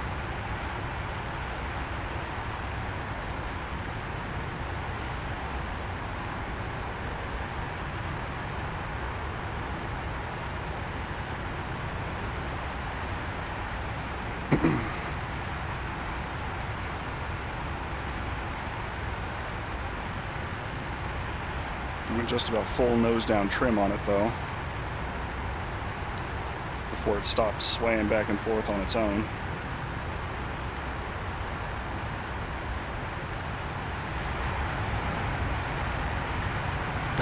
Nails, 7 o'clock.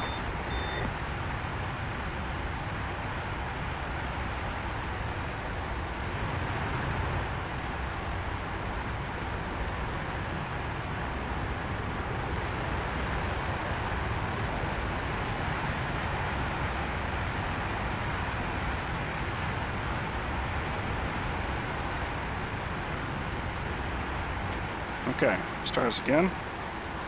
Hopefully without any weird oscillations.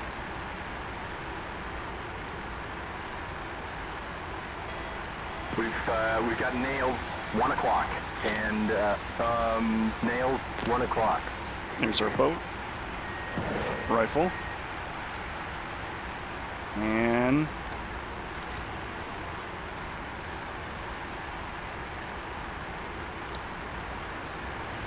rifle. I don't need to be there to see them hit. Just gonna go ahead and climb away.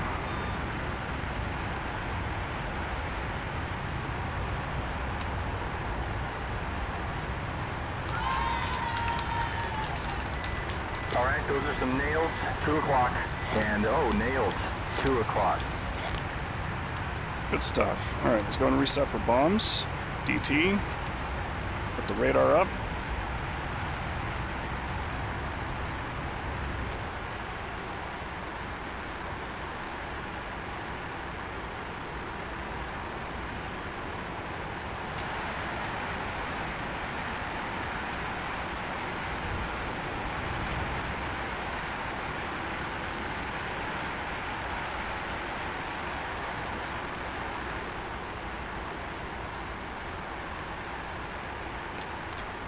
And I want a little more altitude for this one, so let's see if we can find a target. Lock the area near it with the radar. And we'll throw some Mark 82s at it.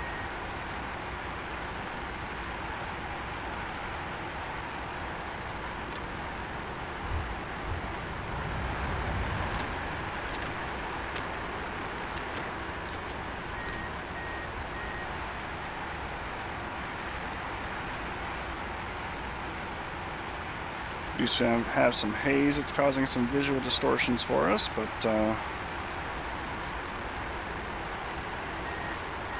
that said, we should be okay. Morning, Anna. That's kind of the general area there.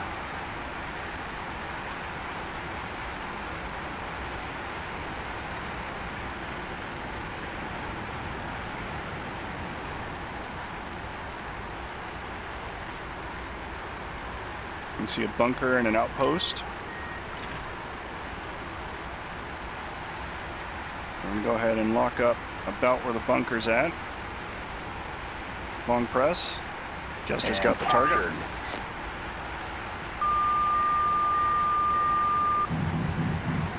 Ripple 4. A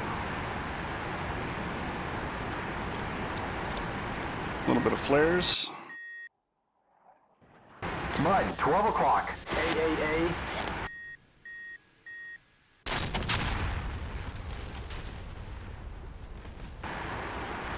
And we killed a radar. And since I activated the pickle a little bit short of the target, didn't quite get the bunker or the outpost.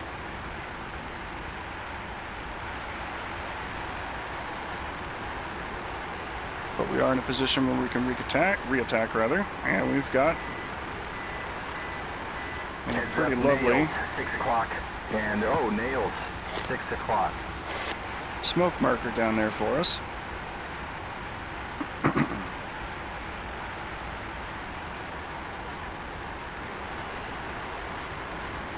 We're just going to come back, line ourselves back up, and make another higher altitude pass on it.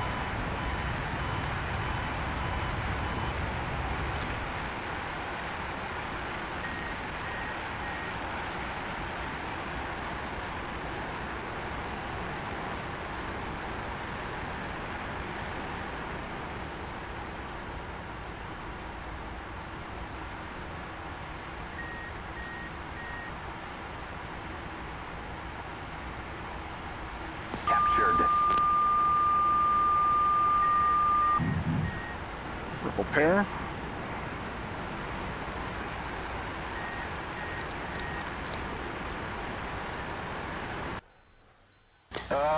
Mud, 7 o'clock. Hawk and Mud, 11 o'clock. Hawk. Damaged it again. Our bombs are a little light, which might not be getting through the bunker.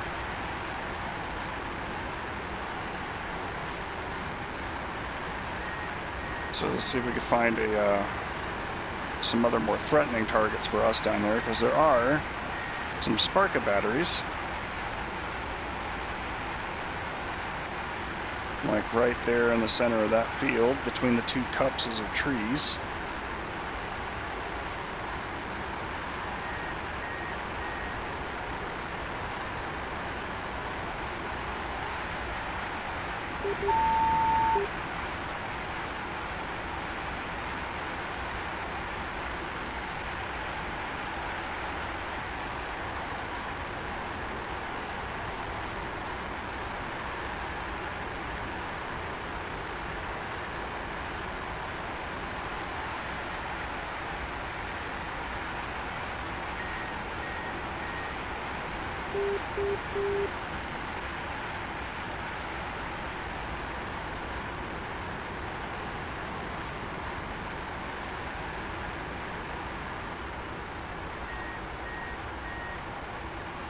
Kind of looking for the things that don't align with what should be down there. Captured.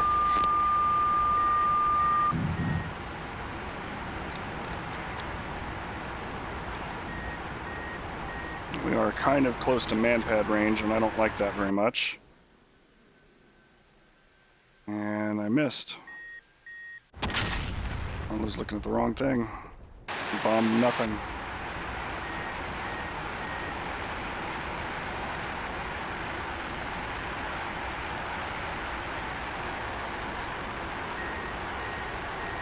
Keep looking though. They're definitely down there.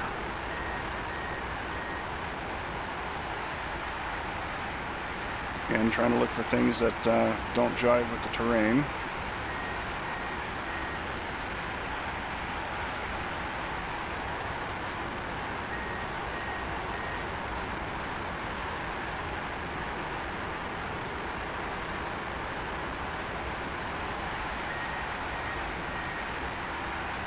Because I know they're out there. I put them there.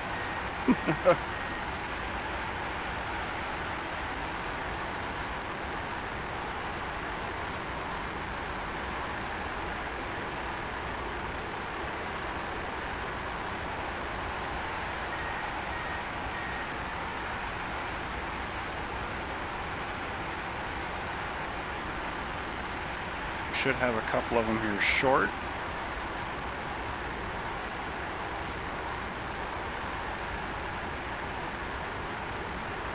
A couple of them long and a couple of them out to one side. Nails, 7 o'clock. That mission area.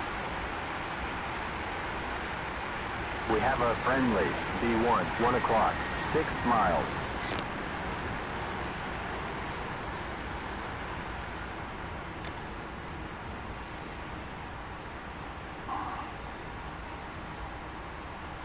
Captured.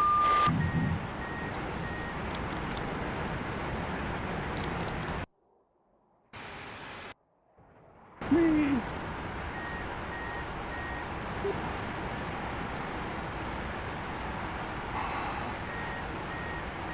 Good impacts, but probably nothing killed.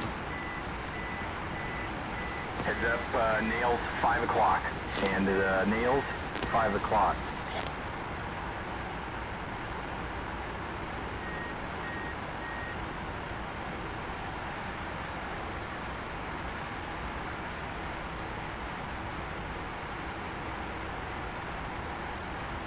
Haze is actually making it a little harder to spot him. I kind of like that.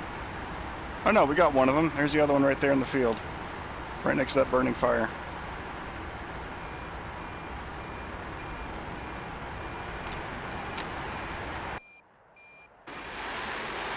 So what we're going to do is come back around for him and attack that point again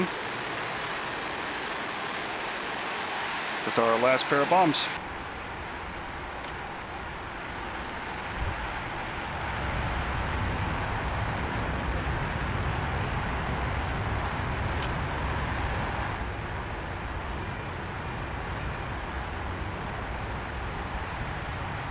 I'm going to make it safe because I don't want to get dinged in the ass by manpad at this point. I'd really like to bring the aircraft back and land it, which Heads up, nails. is always my 6 o'clock. hallmark as a And, successful sortie. nails, Is that we 6 come out o'clock. here, we do what we're going to do, and we managed to go home. That last part's important. It might be okay to trade on Call of Duty, but I really don't feel like it's the best outcome to trade in something like DCS.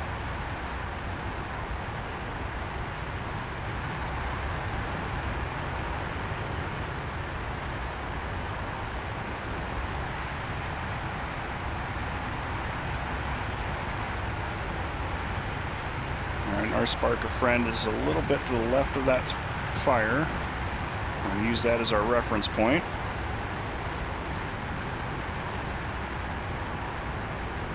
Pulling the throttles back a bit.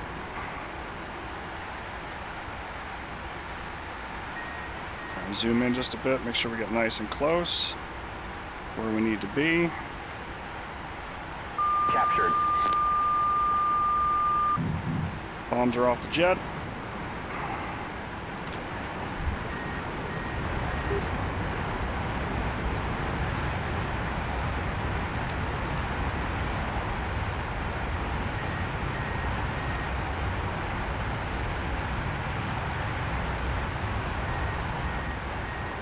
We'll have to go down there and see if it was close enough for government work. But in the meantime, let's go ahead and set up for 84 X-ray, or 87 X-ray, I believe. Vermont David. 84 X-ray. Heads up, nails 5 o'clock. And nails 5 o'clock.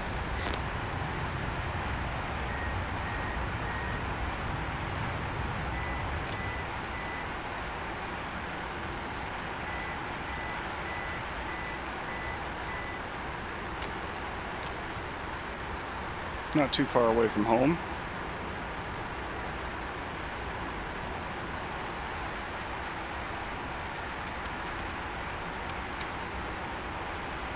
Alright, so while the autopilot's on, go take a look at that AO, and we'll see how we did.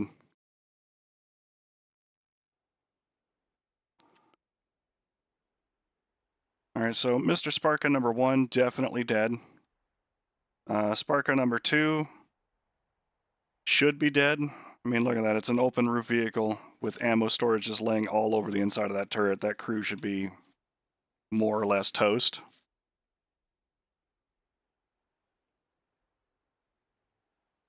Running forward a little bit. This bunker is damaged. Got smoke coming from it. We got a couple of good bomb craters here next to the outpost. That outpost is destroyed. There's one Sparka battery. Oh yeah, they got their little canvas tops on, so we probably wrecked this other guy's day. It's interesting that they actually show damage to it with oh, it's got a little bustle in the back for excess shells. That's cool. Good on you, Eagle Dynamics. You can do everything like that. That's pretty cool, except pay John Rasbam. Cool bags. Anyway, there's the Sparka battery I was looking for. Which, you know, I was looking over here. My bombs went over here. But I meant to get these guys here.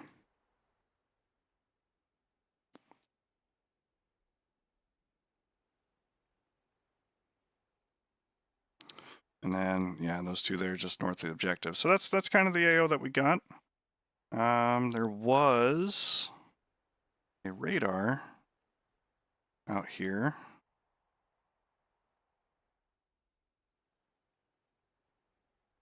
And I don't see anymore. I don't think I killed it. But nevertheless, it is non-existent. Alright, we've overflown our base.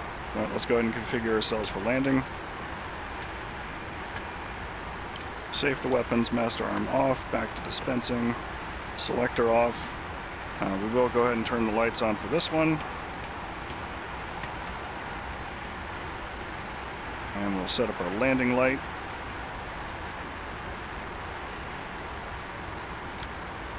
We have a new bogey. Right, 55 degrees, 26 miles, 20,000.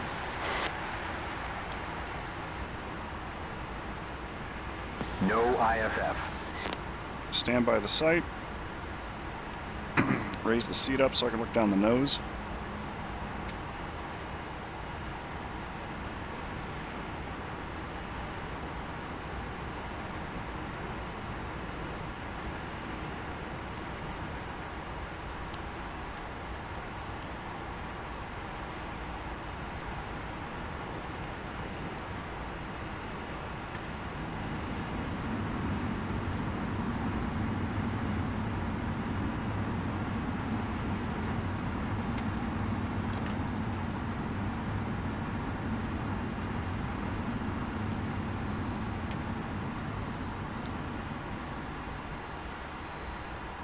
Well, it's a little hazy outside.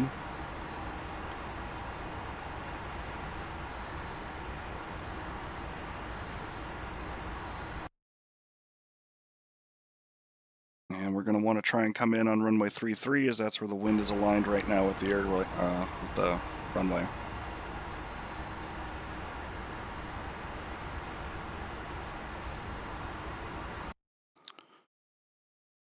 I think, yeah, 111.10. We've got nails 9 o'clock, and nails 9 o'clock.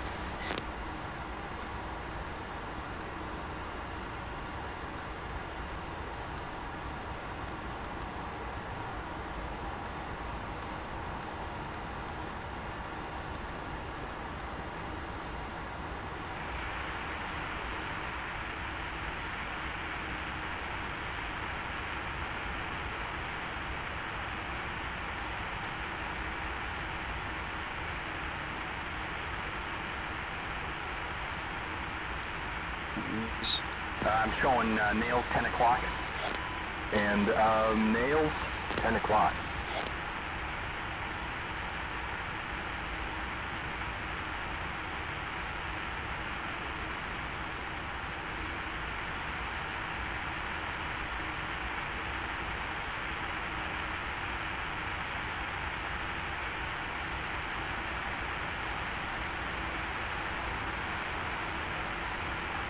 Try and get ourselves lined up here for the runway.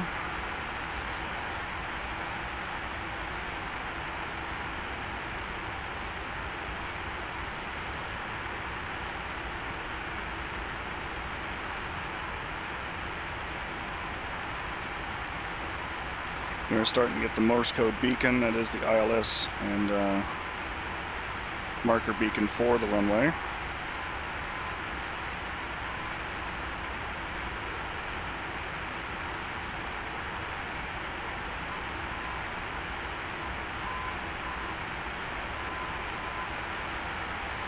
But understandably, got a little bit of haze.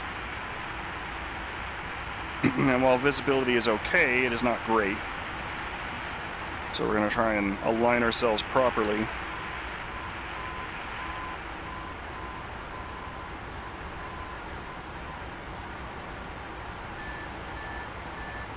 Mud on our nose, 12 o'clock.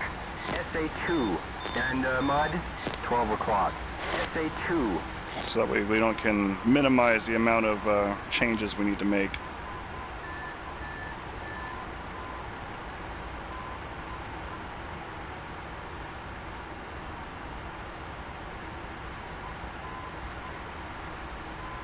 Before we can visually see the runway.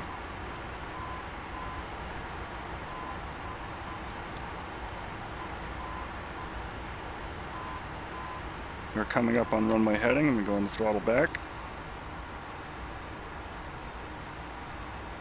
Some of our landmarks include some lakes on the way in. We've got nails 1 o'clock, and oh, nails 1 o'clock.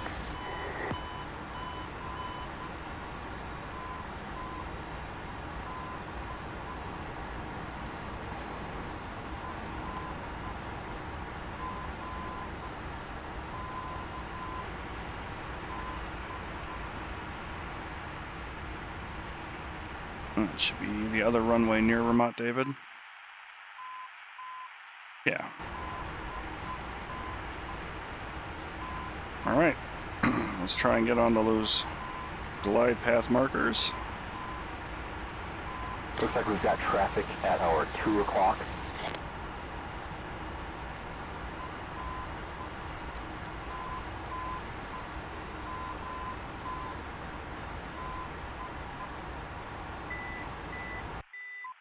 got nails 4 o'clock and nails 4 o'clock.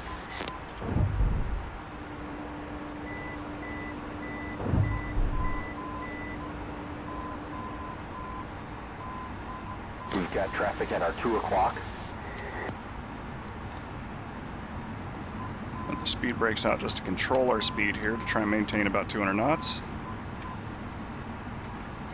Adjusting our trim. Heads up, nails 12 o'clock. And nails 5 o'clock. Okay, gear, flaps, pressure, warning lights, anti-skid. We are a little out of alignment with our nav INS, so our needles are reflecting that a bit.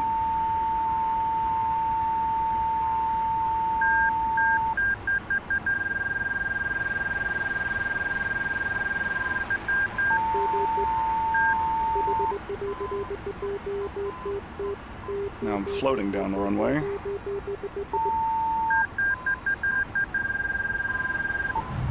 That was a little rough. You got that love and feeling? Because I think I just lost mine. Forever.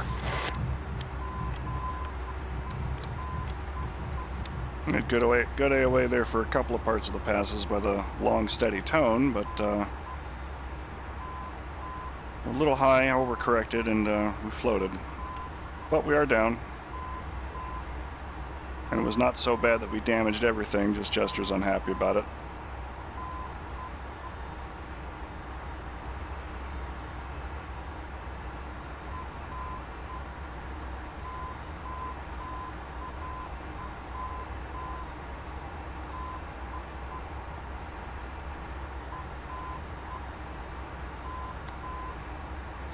Get rid of our drogue chute.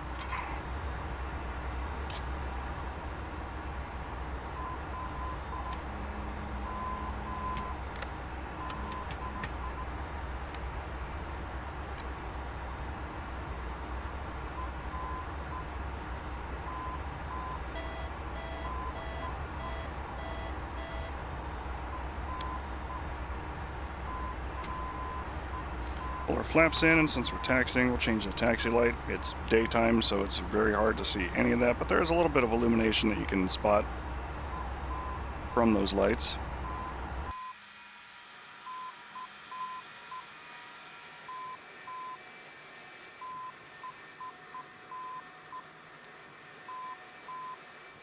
Jet's okay. Landing gear's not damaged. True to our naval origins, you can slap her a little firmer down on the deck. Not much, though.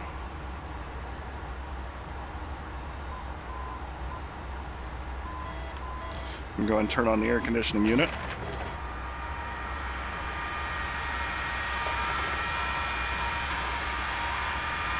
The F-4 utilizes the 230 air conditioning system, which is 2 windows open at 30 knots.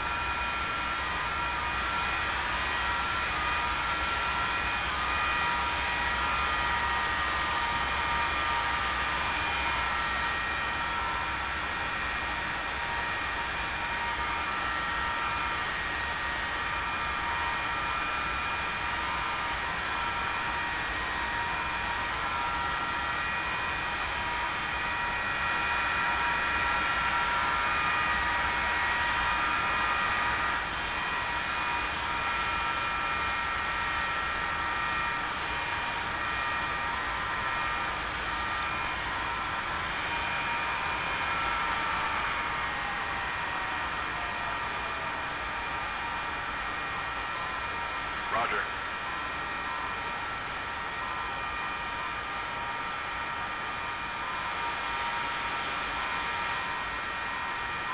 Load truck's in.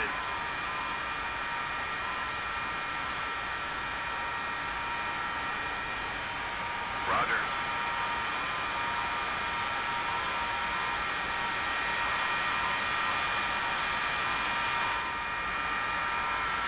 Good.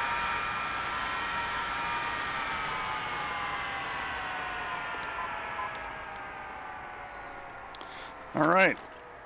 Go ahead and do a quick little recap for things, and then we will go ahead and close things out.